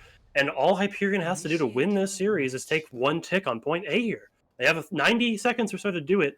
And with a Sim teleporter strategy, you can easily get 2 fights with this amount of time being. Absolutely. And we've already seen them come out with a Sim strat. Yeah, exactly. Rogue Dragons did have a lot of tools to try to counteract what they were being attacked with from the side of Hyperion, but it seemed like they didn't really have enough agency because of the fact that the King's May ultimate did so much work from preventing people from contesting. Had they gotten a member on cart, maybe we would have seen some of those ultimates like Khan's Shatter and Solar's Beat come out, but when you don't even get the chance to touch, it's just not going to happen. Yeah, and again, got to compliment that big brain play from the King. It just completely bamboozled Rogue Dragons, I think, that Blizzard. So coming out on defense here, we're just seeing a standard rush comp. So I think Rogue Dragons is just this is in some ways looking like a comfort pick too. You know, they want to make sure that they've got their best chance of holding this point, and I think they're setting up to do that. Yeah. Now they've seen Oakley's TP strategy previously twice now, right? That there was 2 attacks on the first point on the previous attack with a teleporter involved. That'll be interesting to see if there's a different teleporter Oakley uses here and how Rogue Dragons deals with it. Ooh, they fake it. They fake the TP. Oh no, it gets destroyed. They fake it. It gets destroyed, but then they just move the point. Oakley throwing out some turrets on the point. Stuffing things, trying to find a way into this point, but Khan and the rest of the team of Rogue Dragons is just not letting them. Wall comes in, though, from Karma, splitting half of Hyperion, and Felix is forced to pull out the Immortality. Rogue Dragons is holding on as best as they can, and in fact, Karma is able to finally find a pick, although Khan is taking so much pressure. He eventually, though, is able to charge out and find Stuffing Things. Clutch play right there from Khan. And it looks like they may be able to hold this. They may be able to. Raph is able to find a kill on the King, and yeah, Hyperion is going to have to go back. We're looking at a draw here now. AB, if they are not able to get back and contest, Lexi's going to be out of this last fight almost guaranteed. You know, in that previous fight, Oakley got killed first, and once you lose that Symmetra first, you don't really have a lot of sustained damage anymore. And because of that fact, they don't really have a lot of ways to stay alive on that point, too. Now, the King is approaching his ultimate. Felix has his window. We need to see something happen here, though. Yeah, we do. And with only 4 seconds left, is anybody going to be able to touch? Lexi swapped the ball. Can they make it? Yeah, somebody touched point, but can anybody else get there? No, they can't. Look at that big draw from Rogue Dragons. I tell you, they have got to be taking a deep breath right now on their side, I imagine. That was close. The telescopes come out. It's Drawnamura, something you typically see on this map very frequently. Both teams are going to have to go back to the drawing board. We're still at 2-1 in this series, so yes, Rogue Dragons has a chance to stay alive, but it's going to be an uphill battle just like it was in the previous 2 maps. Yeah, now, I'm not sure. Maybe you can help me here, Amintus. But in the case of a draw, who's going to get the map choice? I believe it's maintained from the previous, so I think that's what I would assume as well. Hyperion's map choice. I'm not 100% sure on that. We'll see in a moment here. Regardless, let's break down that game. So, yeah, a great defense from Rogue Dragons in both the first push and the second when they're able to hold on A. And I think the most important thing that happened on all of those defenses was the team that ended up winning typically made some kind of aggressive play first with their support ultimates that was able to sort of just end the fight before it could start in earnest. When we saw those handshake ultimates where both supports on both teams ended up trading their ults and nothing really happens as a result of that, it's typically going to favor the defending team because you just committed all those resources just to try to get to the point, not even trying to capture it, right? And yeah, I think the team that had a better understanding of that is still unclear, right? Like both of them were unable to sort of capture fully. So I think both teams are going to be kind of scratching their heads like, hey, how did we not win that? Absolutely. And it looks like we may be going to a short break here to give the players a little bit of time to adjust. So let's see here. Anything you want to say real quick, Amintus? Anything else you want to say about that fight before we go to a quick break? All I'll say is we're in for a banger of the rest of the series. This has been a long one so far, and we got one more to go, or maybe even 2. I'm excited. I'm excited. And I believe we will be going to Oasis next, but we'll see you all back in just a minute after a short break. I lost my best friend to 23. She left her body and hovered above me. I saw no shadow. I looked around, searched every building and home that I found. I saw no shadow, but felt a glow. The warmth inside me, it kept me afloat. It felt like heaven had found my bones and gave me comfort when I feel alone. Now you're gone, I'm alone. I guess it's time to get better. Through the pain, I will go alone. If I fall, break my bones, I will scream even louder. 'Cause I'm not dying alone. I lost my best friend to 23. She left her body and hovered above me.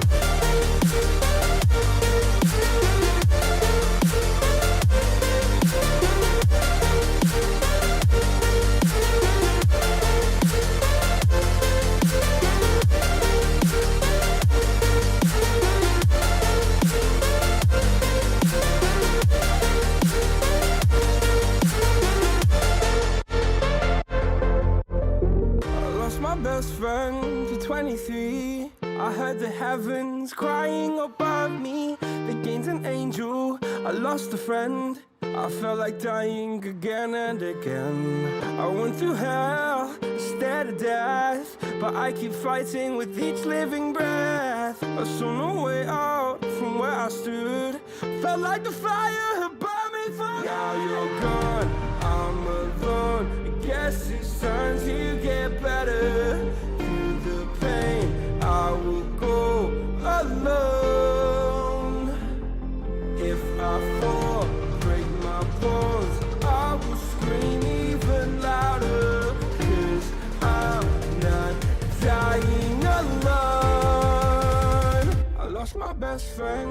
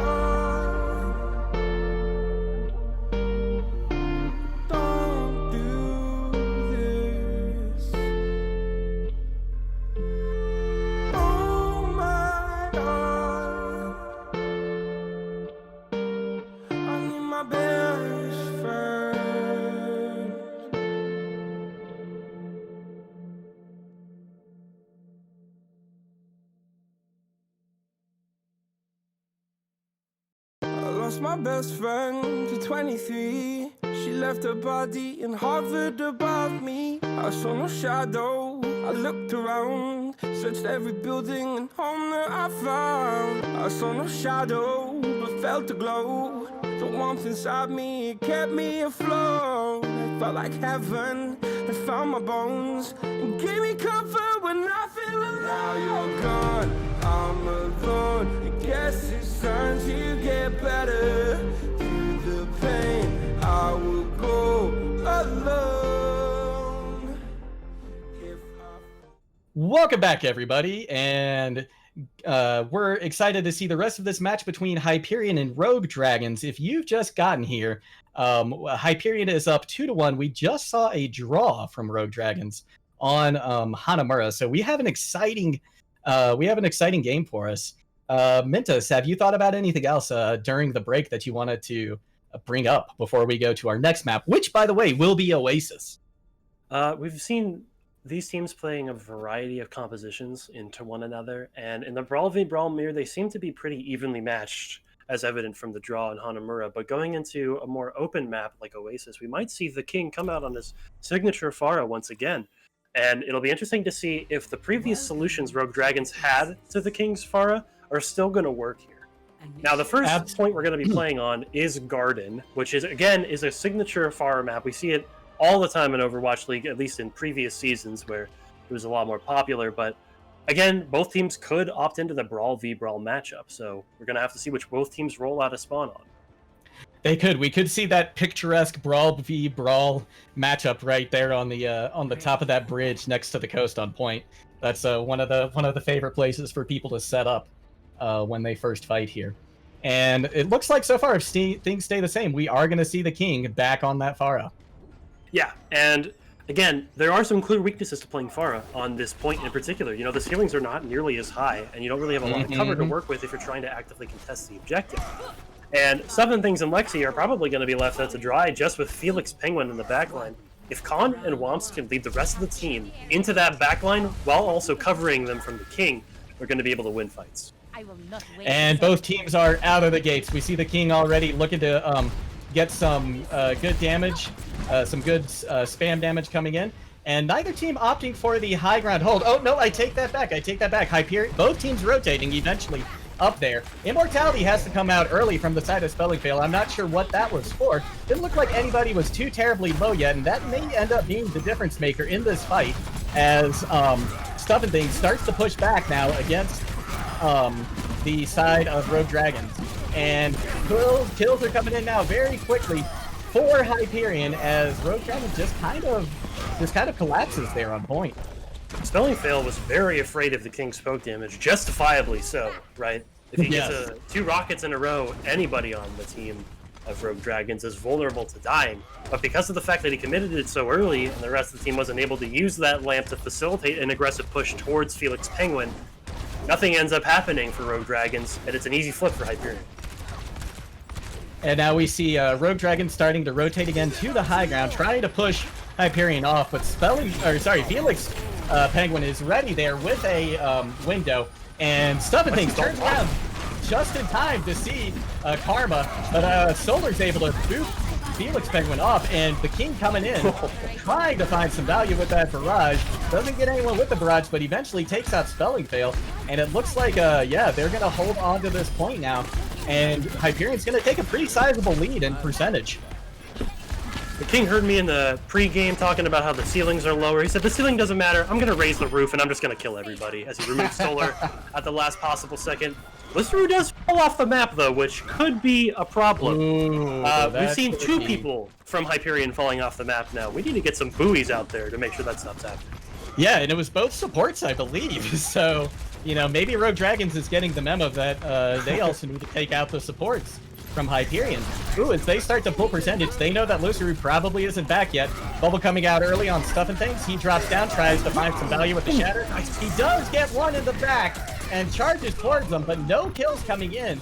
And Raph is able to actually take out Oakley in the meantime. And it looks like this is going to switch over to Rogue Dragons as they clean up the rest of the kills. Falling off the map before the start of that fight clearly disoriented Hyperion to the point where the King was not able to play nearly as aggressively as he normally is. So Rogue Dragons rotates in for free, sets up all of their aggressive players in good spots.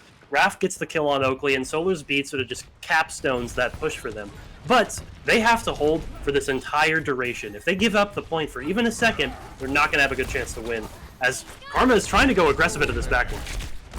Yeah, and Hyperion deciding to rotate through. Oakley finds a big kill on Karma. And it looks like the King's trying to throw in some more spam damage down that window. Not really a whole lot that Rogue Dragons can do to stop that. And the kills are just coming in again one more time for the side of Hyperion. No aggressive deed goes unpunished from Hyperion, and they're able to shut down Karma before his pulse bomb can get any value, and able to just win that 5v6 pretty easily. Now, you gotta wonder whether or not the rest of the team was expecting more out of Karma's aggressive push, as we see a bit of a last-minute stall coming in here. Yeah, they are actually able to pull a lot of percentage on this, and in fact, Spelling Fail comes back to point in his just clinking point as well, but it does eventually go over to Hyperion, and now we are in last fight territory. This could be problematic. They tried to go for that last second touch, and now there's only 5% left that they have to use. Everybody's disjointed as Raph dies first. Ooh, that's big, and Oakley's already on top. He's looking for a Deadeye, doesn't find anybody, but it doesn't matter because the rest of Hyperion is there to kind of clean up the point, and King is gonna seal the deal with another barrage, it looks like. Karma trying his a little hard out on Tracer, just against the huge brunt of damage from Hyperion, and it's not going to be enough. They're able to flip it, keep it, and they will win the first point of Oasis. Easy. Yeah, and it doesn't look like Khan tries to swap over to that Wrecking Ball, but doesn't quite make it back to point quick enough. So Rogue Dragons, once again, with their backs against the wall. Let's see if that, let's see if they can regroup and do what they did on Hanamura. Yeah, they've been able to perform under pressure up until this point. This is basically nothing new to them, But again, I have to point out the fact that there were some serious disjointed ideas on what they were trying to do on that last attack. We had a couple people trying to contest last minute when there was only 15% remaining on the point. And because of that last second recontest, they did not have 6 people available to try to win a fight and flip it back in their favor. And as a direct result of that, Hyperion just takes it for free pretty much. That they do. And Karma coming out early on with the flank to the left side following Womps. And Hyperion, though, electing to instead try and push point directly. We see Khan. Did they swap? Oh, yeah, the King swapped over to an Echo. That's fascinating. Khan trying to get some value on point. Immortality comes out. Karma, though, is able to find a pick on the Stubborn Things and almost gets taken down by the King, but is able to recall just in time before those sticky bombs go off. However, it doesn't look like it's going to matter too terribly much, as the point is going to go over to Hyperion, although a couple of late picks on the support mean that, wow, Stuffin' Things is able to come back and get a big fire strike on the Khan, and Hyperion does in fact take the point.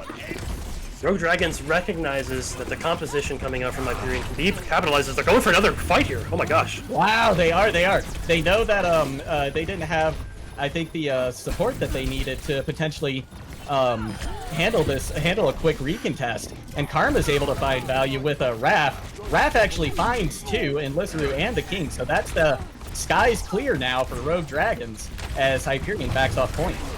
Yeah, Rogue Dragons recognizes that they have a bit of a weaker brawl composition and just walk it straight into the tanks as they continue to do it towards their spawn, going super aggressively. And they're going to clean everybody up, mop it all up here. But they did. While they did lose the first 20% of that push, it's going to pay a lot better for the side of Rogue Dragons over time, as they're able to get more percentage and maintain ultimates, as they kind of just won the second engagement without committing anything, sort of walking it into. Yeah. And I gotta say, I like the point that, Shatter comes in, just gets one. Stuffin' Things tries to charge out, but Raph finds him instead. Khan gets a pick onto Oakley, and Spelling Fail is able to take out the Immortality Field. Raph is just continuing to get value on these flanks for the side of Rogue Dragons, and Hyperion is sent back packing. And I gotta tell you, Rogue Dragons looks like if they keep playing the way that they are, they're gonna hold on. And Pressure is clearly not affecting them. The brawl composition is really, really good at holding the objective down once you have control, as long as you're able to cycle ultimates. But Hyperion has something to say about that. Yes, they do. Oakley tries to get a flash onto the tank Khan, but isn't able to. Immortality comes out. Big grab happens. Womps gets a bomb kill, though, onto Lexi, so that spells trouble for the side of Hyperion. The King trying to throw in as much damage as he possibly can, but it's just not enough, as this defense really starts to take hold for the side of Rogue Dragons. we're approaching last fight territory here where we can tie up the map score 1-1. Stuff and Things and the King have to synergize well here with these ultimates. Maybe put a lot of pressure into Khan, force him to take the shield down around a corner so that he can line up a nice shatter. And that's just to flip it back in control to try to win this. Yeah, even after that happens, they Big still gotta shatter. hold it up. Big shatter comes in from There it Stuff. is. Matches 3, and there's a big dragon coming in. Yeah, so it looks like Hyperion's gonna take it. Rogue Dragons dealt with a lot, but they weren't able to deal with the dragon from the side of Hyperion. There it is. The Rogue Dragons were not expecting a dragon from the other side as well. Exactly. So now, exactly. Hyperion definitely has their work cut out for them. It's going to be about 2 fights in a row here that they're going to have to win and make sure that they can maintain control here. And, you know, Rogue Dragons, they have a lot of ults to work with coming into this next fight. You can take this slow if you want with something like a High Noon into a Pulse Bomb, or just open it up straight up with a Pulse Bomb, but Hyperion's trying to play really aggressively into it. Yeah, Oakley getting very low, but he's got a Deadeye coming out, and Oakley is able to win the Cowboy duel right there, taking out Raph, although he gets shattered. But it's okay because Lisseru's there with the beat to protect his team. Shatter comes out, but it doesn't look like he catches anybody. High Noon out from Oakley, and he's able to catch Karma. And it looks like, yeah, Hyperion's going to be able to hold on to this fight, and Rogue Dragons is just going to have to try again. None of their aggressive plays end up working out. The High Noon is a dud. The King's Pulse Bomb whiffs and Stuff and Things Shatter barely gets any value. Or, excuse me, Khan Shatter doesn't get any value, and all of the ults coming out from Rogue Dragons do nothing in the end of the day. And now, Felix Penguin's window can maintain positioning here as long as he uses it aggressively while Womps is out of mech, and the Lexi can follow that up with a huge bomb too. So we're gonna have to see both of the results coming out here, and some kind of aggressive counterattack from the side of Rogue Dragons. Rogue Dragons decides to rotate towards the inside where mini health pack is. Spelling failed, tossing so much damage through that window, and in fact catches Felix Penguin. So if Hyperion's going to do something, they're going to have to do it fast because they don't have sustain. And in fact, Lisseru goes down too. So it looks like Rogue Dragon is poised to take this one over, although the King almost finds Spelling fail, but doesn't quite. And they're going to push forward to try and stop any kind of stalls coming in from the side of Hyperion. And we still got a game, ladies and gentlemen. This is fantastic. Going to point 3. Yeah, we're going to point 3. So Spelling Fail walks up with the beat coming out from Solar, and with the amount of sustain, he knows that he can play aggressively, just lasering down his opponent, Felix Penguin, as he waddles back to spawn. And because of that huge pick in the BAP v BAP matchup, in overtime, you don't have as much sustain to stay alive on the objective, especially for the tanks, and you see that when Stuff and Things dies second. And now, there's no shield to block the shatter or any damage behind you, you don't have any heals to sustain yourself, and naturally all the dominoes end up falling over, and Rogue Dragons is going to be able to pick up that point. Now on this map, the King is going to be playing that Pharah again, and it's down to the wire. He needs to come alive on this point in particular because of the fact of how open it is. I'm expecting him to perform. All right, and we see TP coming out from the side of Hyperion early, and then Oakley swapping from that sim back over to the Ashe. The King gets the point very quickly and is already starting to rain damage down from above onto the side of Rogue Dragons. Oakley looking for somebody on the flank right now in the high ground. Doesn't find anybody, so instead starts to put damage into Womps to see if they can get an early demech, and ooh, Raph finds the King. Oh, nice. And Lisseru tries to res, but is pushed away, it looks like, from Karma, who he does eventually, though, go down by Oakley. Seven Things dropping the point, and now we've got a real brawl happening on the ground. Looks like a big dynamite coming in, though, from Oakley, causing a lot of damage for Rogue Dragons. Raph takes out Oakley, but Stuff and Things finds a quick pick now onto the tank line of Hyperion. And even though the point initially has gone over to Rogue Dragons, I think the fight's going to swing in the way of Hyperion, and they're going to get the true fight win here. Karma's playing Ring Around the Rosie, though, getting as much percentage as humanly possible here. He's going to take it up to about 20 if nobody else touches. But, yeah, I was talking about the King before the map starts, as Womps is almost able to touch, but Oakley was doing so much work in that team fight. Womps' aggressive play is going to get him punished. He's going to get DMX. He's going to fly into traffic, I believe. Oh my gosh, Womps is in a lot of trouble over here on that side. Oakley decides to toss out Bob, and Immortality comes out from the side of Spelling Field, just trying to keep his team up under that constant barrage of bullets from Bob. Shatter comes in from the side of Khan, and Stuff and Things goes down. Or sorry, Stuff and Things takes out Spelling Fail. My mistake. Lexi gets she gets DMX, but is able to get back in, and Hyperion holds on. The beginning of that fight looked a little dicey for Hyperion because of the fact that Womps kind of baited everybody towards coast and then was able to demech Lexi, basically making it a 5v6. But key ultimates, Bob and Shatter, coming out from Hyperion, were able to cinch the fight. Now going into this one, I see Rogue Dragons is rotating to that high ground, to that elevator over on the side, which is super vulnerable to the King's Barrage. Oh boy, they all make it in very quickly, but they all lose a lot of health, and the King is actually able to find Raph and tosses out the barrage. Doesn't get any value, and Solar's able to take him out. And now the fight's happening on point. Immortality comes out. Felix Penguin decides to drop the window, and the Stuffing Thing sends a big fire strike through it, but isn't able to find anything, and in fact is picked by the other team. Lexi desperately trying to continue to pull percentage on point, holding on to that bomb. Let's see if she can get enough damage here to get a remech kill. No, she goes down to Karma, and Rogue Dragons takes the point again, staying alive one more time. About 2-fight territory at this point, as we saw Rogue Dragons on that last fight. They were able to rotate very sneaky beaky like, avoiding a lot of the spam from the King at the beginning, able to take that elevator to reach the top, drop all those ultimates, and the King's Barrage doesn't end up getting any value. Now we see a couple key oh, big pick from the King to start this fight off. That could be huge. That could be huge. That is not good for Rogue Dragons. They've got to be panicking at this point as the King continues his onslaught of rocket. Raph tries to find value with the Deadeye, but has to drop before they can. But they're right there on the King. Shatter comes in, finds 3 on the side of Hyperion, and that is big. Bomb coming in as well from Lexi. Doesn't get any value on the bomb or the remech. And it looks like Rogue Dragons is starting to come up with the kills here that they need. Listeru gets the res onto Stuffing Things, but loses her life in the process and only really delays the inevitable. Dragons are sweating bullets when Karma went down at the beginning of that fight there, but they're able to hold their own, stay calm, stay collected, and we're managing to sort of go even with Hyperion as they slowly came onto the point because of the fact that they don't have Lucio. And then Karma gets back on that Tracer almost immediately after he dies and is able to equalize. Now coming into this last fight, we have a bunch of ultimates on both sides. I want to see what these DPS are able to do on this coast. Oh my gosh, and things are getting dicey over there. I thought Womps was going to get taken out by a car, potentially. Oh, the one clip! So Shatter comes in, and it's 4 people down on the side of Rogue Dragons. But Spelling Fail is there with the clutch Immortality Field, and they don't get any value from it. And in fact, Solar's there to follow right up with a beat, which means that they can push hard, although the King is able to find Spelling Fail, so that's really big for the side of Hyperion. Window comes out from Felix Penguin. Kondo is able to find Felix Penguin and Lexi, and this fight can really go anybody's way at this point as kills are coming through on both sides. Khan is able to find Lexi. King is trying to rain down damage from above, trying to find some angle. Somebody needs to touch, though, from Hyperion so that the overtime doesn't tick over. And King just doing as much as they possibly can. But with Watt's defense matrix there, they're not really able to get a ton of value. And it looks like eventually King goes down via Karma. And I don't know if Lister is going to be able to get in and get any kind of a res there because of the constant pressure from the Tracer. The lab comes in, but it only delays the inevitable as Khan is able to finally find Listeru. And Rogue Dragons holds on to live another day.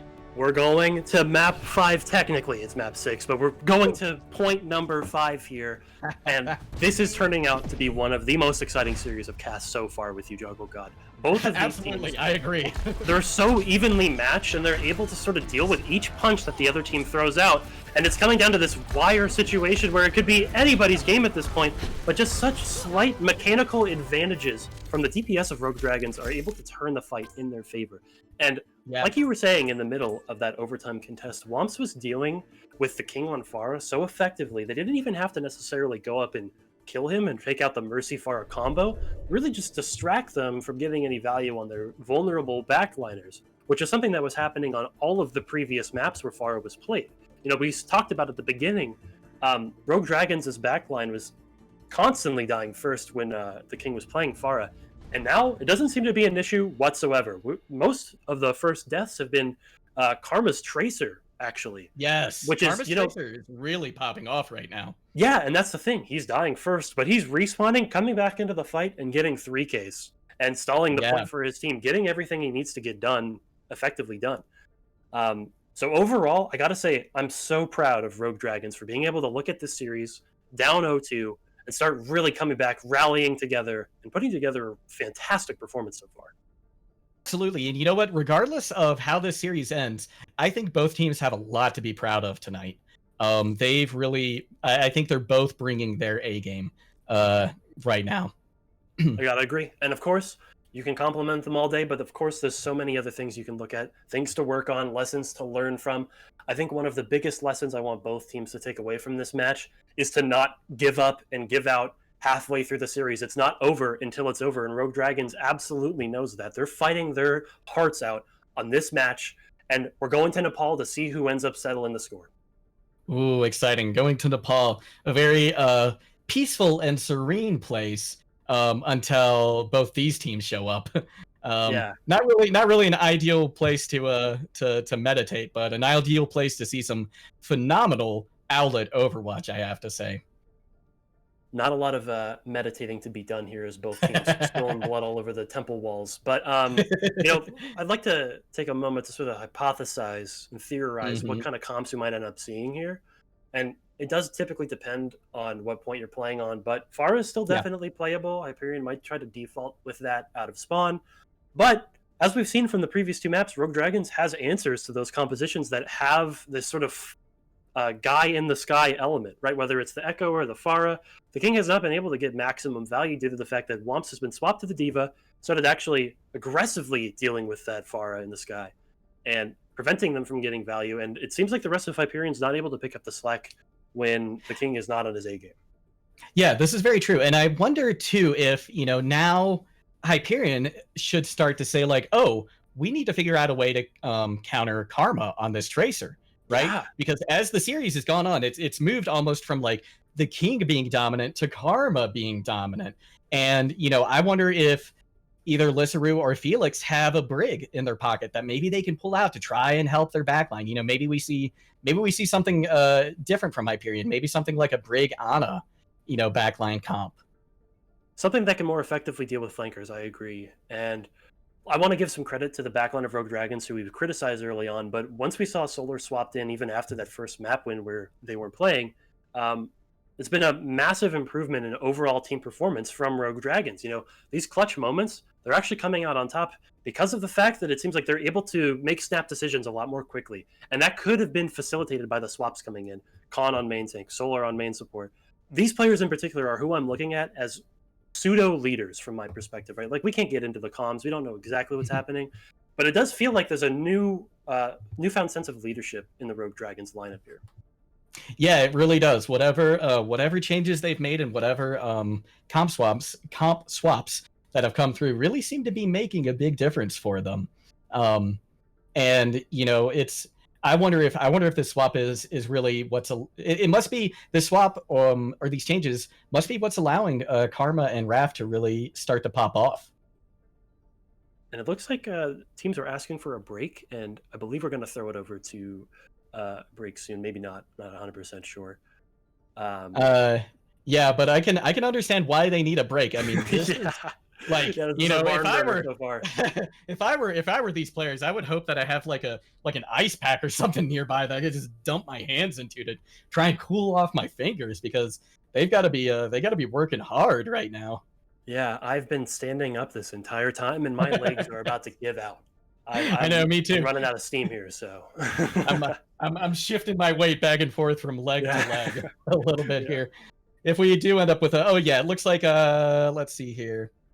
It looks like we're going to take a very short break. So, yeah, you and I, Amitis, we can take a seat for a minute, maybe get an ice pack for our foreheads or something. Yeah, exactly. I'm going to open the window. Oh, no, never mind. My window's already open. This is not good. Maybe I'll have to take off my jacket for this last fight. But yeah, it does look like we are going to go to a very short break. So stick around, stay tuned. We have got the most exciting match I've ever cast so far. Come back, don't go anywhere. We will be right back.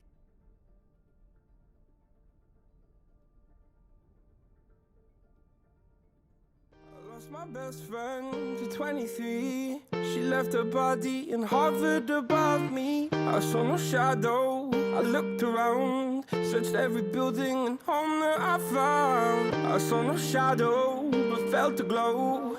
The warmth inside me, it kept me afloat. It felt like heaven, and and found my bones and gave me comfort when I feel alone. Now you're gone, I'm alone. I guess it's time to get better. Through the pain, I will go alone.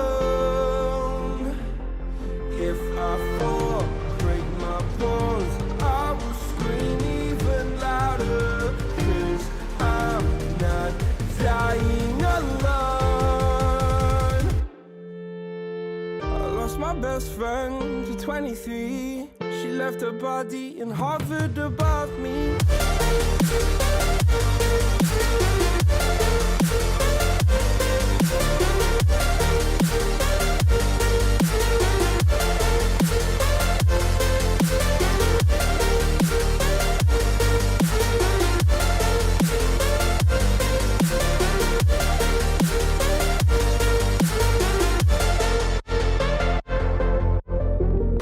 My best friend to 23. I heard the heavens crying above me. They gained an angel, I lost a friend. I felt like dying again and again. I went through hell, stared at death, but I keep fighting with each living breath. I saw no way out from where I stood. Felt like the fire had burned me through. Now you're gone, I'm alone. I guess it's time to get better. Through the pain, I will go alone. If I fall, break my bones, I will scream even louder. 'Cause I'm not dying alone. I lost my best friend.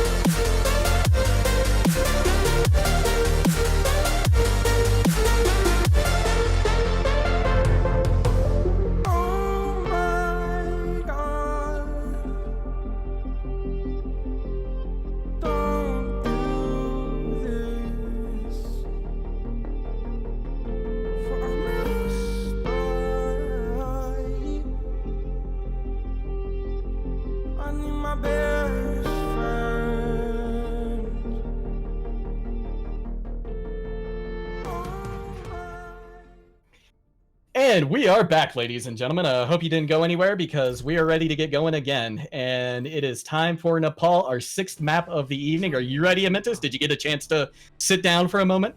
I stretched some muscles, cracked my back a little bit, snapped some toe muscles. I think we're ready to get going here, and it's time to see whether or not all this effort Rogue Dragons has been put in has been for anything. They gotta win this map to complete the reverse sweep in earnest, but Hyperion is going to be doing everything they can to try to prevent it. And I'm really, really interested to see what team comps both teams come out on here. On Village in particular, I'd love to see the Symmetra Mei composition with the Brawl, tanks, and supports. You can TP straight to the high ground, straight to the point, wall off those entrances, and make it really difficult to try to engage.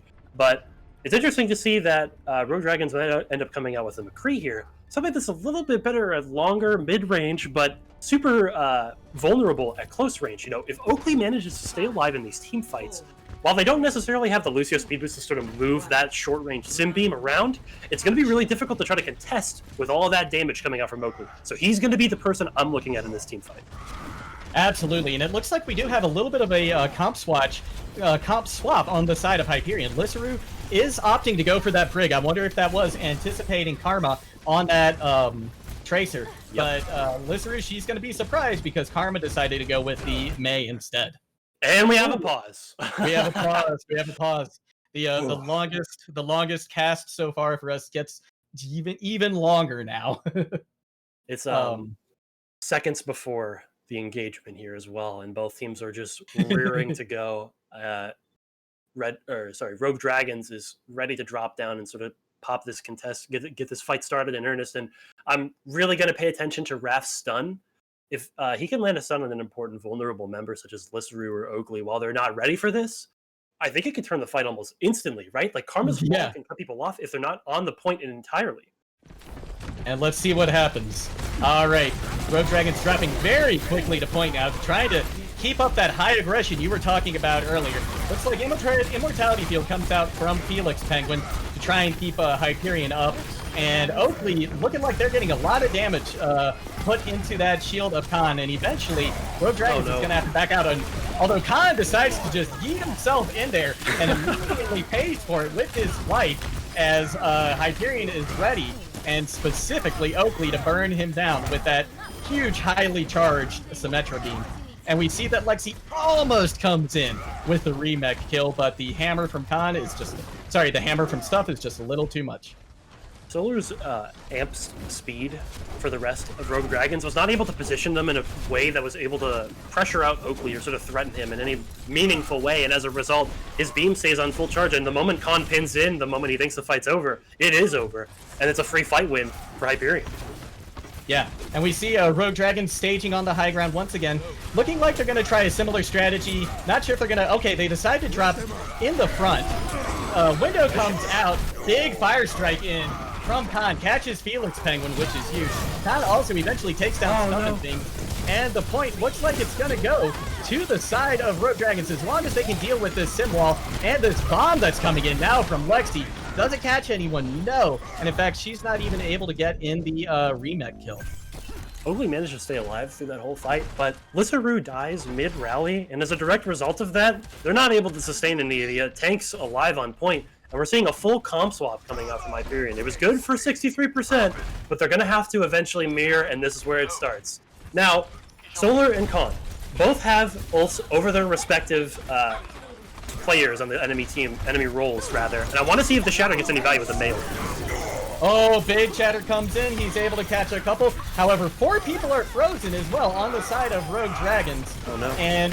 But picks are coming in from both sides. Oh no, never mind. It looks like Hyperion has the edge here as the King's freeze beam tries to catch Solar, and Stuff and Think says, thanks for slowing it down a little bit. I'll finish it off with a hammer. Khan's Shadow does not end up getting any value as the King's May ultimate is able to sort of stem the aggression coming out from Rogue Dragons. They're not able to follow up on it, even with that Lucio speed boost from Solar. And yes, we do have a lot of ults here, but I don't really expect anything from Rogue Dragons because Hyperion is able to sort of just maintain their positioning with walls in this choke here and force out 4 ultimates from Rogue Dragons. Oh my gosh, and Khan gets stuck in the weirdest way I have ever seen in a May wall. I don't know if that was a 9,000 IQ play from Karma or just luck, but Raph is able to find value with his Deadeye and a Flashbang, taking out both of the DPS from Hyperion, and the rest of them look like they're going to fall by the wayside behind that powerful 6-shooter of Raph's. Now, I'm curious as to why Felix Penguin did not end up popping the BAP window almost immediately as the rest of the team drops down, because Khan was stuck in an extremely compromising position from that wall from the King. And yet, he was not able to get taken care of, and the rest of the fight just goes the way of Rogue Dragons. Now, they have to win 2 fights in a row here to secure this first point win, and I want to see if Oakley's High Noon ends up getting any value. Oh, nice pick. Windows come out from both sides. Lissaru finds Karma, and Shatter coming in from Stuff and Things, but it is blocked expertly. Oakley trying to find value with the Deadeye. Does get spelling fail. Oakley puts on his Oakleys and says, deal with it, Rogue Dragons. And it looks like Hyperion is going to take the point back. Nice pick from the Oakley. With that High Noon, taking out Spelling Fail means there's no way the tanks are going to be able to play up there. But they're coming back for a bit of a scuffed recontest. Womps is going to be taken out immediately. We have the Lucio on the point, not for long though. Karma has his May ult online, but it's not going to get anything unless anybody else can get there. No, it's not, and it looks like, Khan comes in with the big Shatter, and Spelling Fail is able to catch Lexi. Is it going to be enough? I don't think so, because Felix comes in with the Immortality Field. King's able to catch the rest of them with a Blizzard, and it's going to go over to Hyperion. It's an admirable attempt, for sure, from Rogue Dragons to try to win that. But clearly not enough when you have so many people still alive on the point, and it's going to be the first point going to Hyperion, which is something we have seen so many times at this point. I'm not even ready to call it in favor of them just yet. No, me either. Rogue Dragons has been in this exact scenario, I'd say at least 3 or 4 times this match. And every single time, they've been able to battle it back. So maybe they can put on one more good show for us and try to win this series in earnest. But Karma's back on that Tracer again. If he stays on that, it could be a disaster for Hyperion. It could be. It could be. This could be what they were what Hyperion's been fearing. Although we're gonna have to see how Lissaru does, trying to negate that slippery tracer of Karma's. Yep. And both teams are walking up onto the objective here. Looks like Rogue Dragons is not going to be there first, as somehow Hyperion gets there without the speed boost. Yeah. And it looks like a turret's getting taken down pretty quickly by Karma, which is going to let the rest of his team move into point against that Oakley on Symmetra. Kills coming in from both sides, although Felix Penguin goes down again by a Wrath, which is not good for the side of Hyperion. Spelling Veil finds the kill on Stuff and Things. The King is trying to pick somebody off on point, and we see Karma coming alive again, taking out the King and Oakley for the first point going to Rogue Dragons, or the first cap going to Rogue Dragons. Karma is uncontested on this Tracer pick right now, as we see Oakley swapped at the Kree to try to deal with it. And yes, Hyperion does manage to kill Khan first and does have numbers advantage, but they forget about Karma, who is able to put so much pressure onto Felix Penguin that there's nothing that they can do to sustain themselves after he dies. And going into this next fight, we have Karma's Pulse Bomb. If this gets a single pick here, it's going to spell fight over for Hyperion. Absolutely. All right, Hyperion decides to drop down. They're going to start putting pressure on that front line of Rogue Dragon. Nothing really happening so far. Everybody's just posturing on point. And there it is. Karma gets the stick. Karma gets the stick. But Felix Penguin is there with the immortality. That was fantastic. Fantastic reflexes on the side of Felix Penguin. And now Felix is going to drop the window to try and throw more damage onto point. But Wrath is able to find 2 picks now on the side of Rogue Dragons. Oakley and the King both going down. And this could really go either way. Wrath trying to hold on to that Deadeye. The beat to secure it, and yeah, this fight should be over now. That beat might have been unnecessary, but I can understand the fear of it. However, that could come back to bite them if Hyperion is able to play aggressively enough with these key ultimates, things like the May ultimate, things like the Shatter. You don't really have a tool to mitigate it besides the backlamp anymore, and if you're able to force that early with one of these ults, it should be a pretty easy fight with. But you can't put anything past Karma. This guy has been... Oh god, I'm sorry. I cursed. The king disagrees. The King says, "You're not getting past me this time." And it looks like Hyperion has an opening now. Raph comes out, tries to get a Deadeye, but the King is there with a big wall. But Raph sneaks around it, catches King and myself by surprise. Raph gets a big flash onto Lissaru, taking out Lissaru, which just opens up more room for Karma to pop off.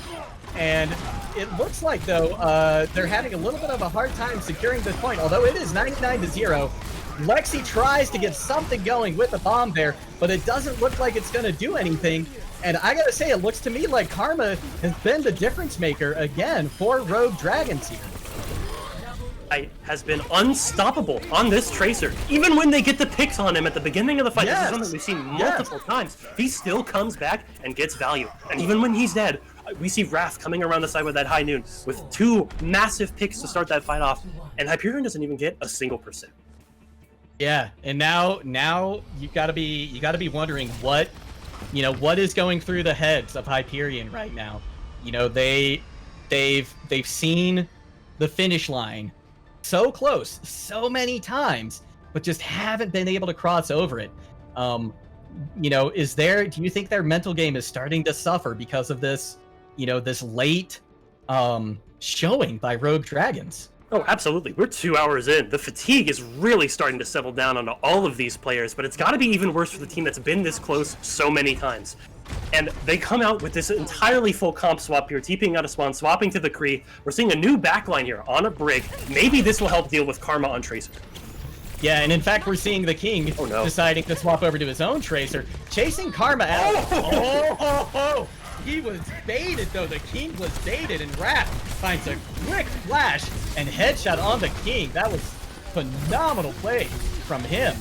And Spelling Fail, we see trying to get some value in that huge cluster of nonsense that's happening. That's just this fight. We see Oakley trying to click a few heads on point, but they can't really make any progress. Spelling Fail somehow goes off the map. Not sure what happened there. And it looks like even though Rogue Dragons started out with this point solidly in their favor, they're falling apart, and Hyperion is taking advantage of this. And Raph comes in with a big Deadeye. Who knows what's even happening at this point? The point eventually goes over to Hyperion, but I gotta say, it looks like Rogue Dragons has a shot to take it again as long as they can get through Stuffing Things Monkey, which Khan eventually does. And so it looks like this fight is still going on as the rest of Rogue Dragons is now pushing the point and taking out the rest of Hyperion. 2 people, 1 on each team, fall off the map? What is going on right now? This is absolute chaos. The fatigue has to be doing something to everybody's minds in this fight with what I just saw. Oakley does manage to get a 3K and sort of build some percentage back for his team as Stuffing Things comes in with his Primal Rage trying to buy some more time. But at the end of the day, it's Rogue Dragons in control with an ult advantage. Absolutely. Window comes out early from Spelling Fail. They're going to see if they can end this fight early. And it looks like they might be able to as Karma once again finds value on Stuffing Things. But, ooh, Khan going down really low because of Oakley. But Solar is able to finish him off. And it looks like, once again, this is going to be a hold for Rogue Dragons. And you've got to, I think you've got to be really worried about Hyperion at this point, despite the fact that they're coming in with 5 ults. Guys, can we please stop falling off the map here? I've asked you guys enough now. Just please stop jumping off. I need this, okay? Let's just all stay on the map. Anyways, getting into this next fight, we have 5 ults online for Hyperion. I need to see some value coming out from their DPS in this grab. Lexi gets a grab. Oh no. And it looks like, oh, the king goes down, presumably to his own pulse bomb, I think. High Noon coming out from Oakley doesn't find any value at this point and tries to flash into Womps, but Womps is there with the bubble. Fantastic reflexes there. In fact, Womps is able to find Lexi, and Felix Penguin, though, is able to get a sleep finally on Karma. Even though I'm sure Karma's tired, they probably didn't want to take a nap right then. And now, Felix Penguin gets the Nano back onto Stuffing Things, and they're able to make a big push on the point because they have to. If they don't do it right now, this is going to be over, and it looks like Hyperion is just crumbling under this pressure. Lexi comes to point on the Wrecking Ball, trying to get something started, but there's 4 members of Rogue Dragons on the point, and overtime is slowly ticking down as Solar finds a kill on Felix Penguin, and we got a reverse sweep, everybody. Rogue Dragons comes back so many times from the brink of death, and they win it over Hyperion. What a match, Amintus. I am so glad I got to watch that with you. That was incredible. Rogue Dragons, the mental fortitude from these men and women and everybody in between, absolutely incredible. I'm just so proud of all of them for being able to come back after being down 2-0 against a team that we saw has the ability to maintain momentum and control and just go all the way with it. But at the end of the day, Rogue Dragons is the one that's standing at the top of this bloody battle. Wow, I'm in shock. I'm almost speechless. This has been just an absolutely phenomenal match, and there's so many people I think that we can consider for MVP. Absolutely. But I know who I've got in mind for it on the side of Rogue Dragons. But I want to hear your opinion first. If I could read your mind, I'm gonna just mind meld. Let's link up here. I'm gonna say Karma. Is it Karma? You got it. It's Karma. I think we have to give the MVP to Karma, everybody. It was Karma's refusal to quit. Yes. I feel like that is what brought Rogue Dragons to this W, which brings them now even, right? They're 2-2. They're 2-2 now in the standings. And unfortunately, Hyperion drops to 1-3. That Tracer performance really brought them over the finish line when both legs gave out for Rogue Dragons, and Hyperion, I feel so bad for them, man. They were up 2-0 and had basically 4 straight opportunities to close this out with dominant starts in almost all of those maps, but just barely falling short. And I really do feel for them in their performance today. We have to give credit to both teams. And of course, we can give that credit and we can criticize, but I'm just seriously so happy for Rogue Dragons. Me too. Sweeping is one of my favorite things in competitive games. When you think that enemy team is dominating and you're able to just battle back against all of the odds, against everybody's predictions, and still manage to win, it's impressive. Yeah, absolutely. And I think we are going to take just a very short break right now while we wait for an interview from the side of Rogue Dragons. So stick around. Can't wait to talk to them and see how they feel. See you all back here in just a minute. Best friend to 23. She left her body and hovered above me. I saw no shadow. I looked around, searched every building and home that I found. I saw no shadow, but felt a glow. The warmth inside me, it kept me afloat. It felt like heaven. It found my bones and gave me comfort when I feel alone. Now you're gone, I'm alone. I guess it's time to get better. Through the pain, I will go alone.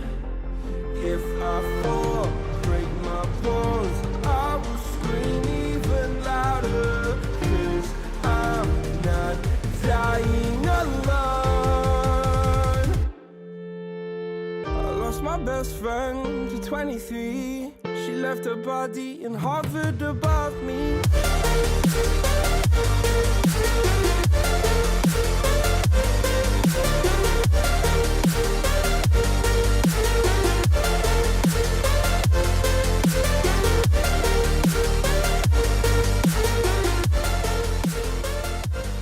Hello, everybody, and welcome back.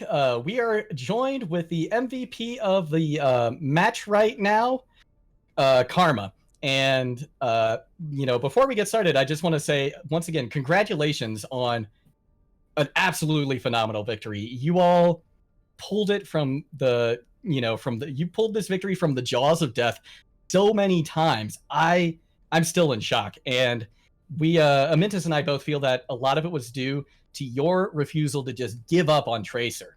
You even when things were looking rough, you were always there to find some picks.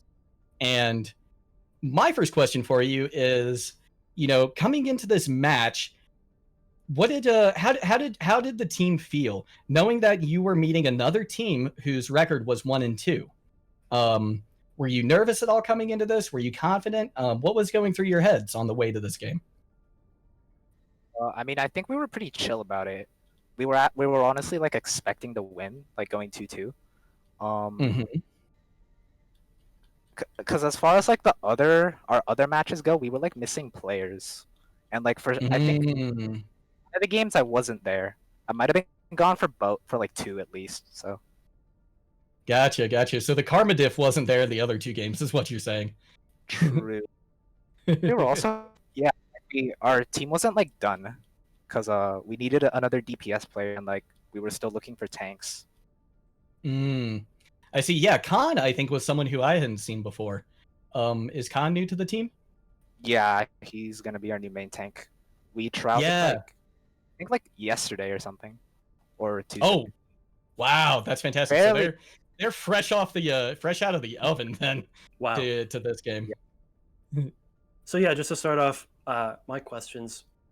At a certain point in this match, when you're down like 0-2 and you're battling back slowly over time, did the fatigue start to settle in during any particular map? And how were you able to overcome that fatigue, if at all? Normally I'd get tired from like playing games, but I wasn't actually tired today. I think it's because I have a lot to do today, so I just wanted to like keep playing. That's fun. So you just stayed motivated, stayed focused. That was clearly you stayed in it the whole way through. So that was impressive to watch. And another question I had, was there anything in particular that you as an individual have been working on and trying to sort of display in these Owlet matches? Any particular heroes that you wanted to show off? Maybe it was the Tracer, or maybe something specific mechanically.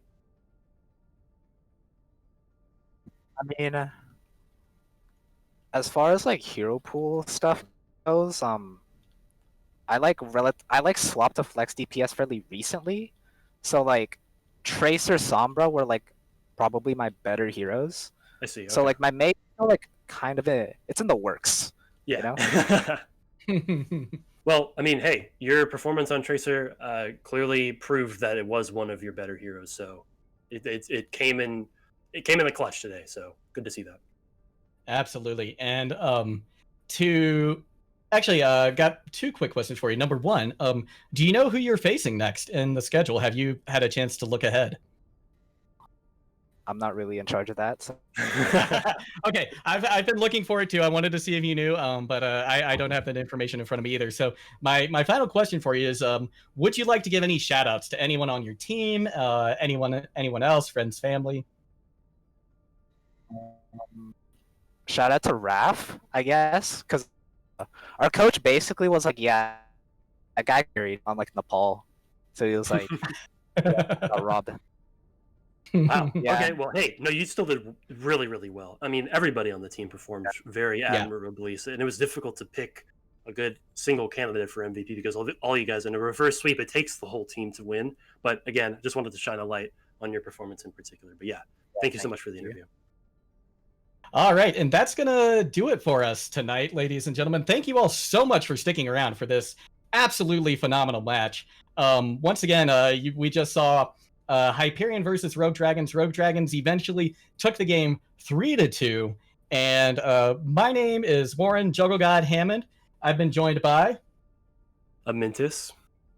And remember to tune in tomorrow because there's lots more games. And myself and Amintus are going to be catching casting another very exciting one. Two teams that are looking at 3-0 right now: Team Growluwu and Danger Close Red. So be sure to come back and check that out. Thank you all so much for joining us. Thank you for the production crew, and GG's everybody. GG's. Thanks for watching. My best friend to 23. She left her body and hovered above me. I saw no shadow. I looked around, searched every building and home that I found. I saw no shadow, but felt a glow. The warmth inside me, it kept me afloat. It felt like heaven had found my bones and gave me comfort when I feel alone. Now you're gone, I'm alone. I guess it's time to get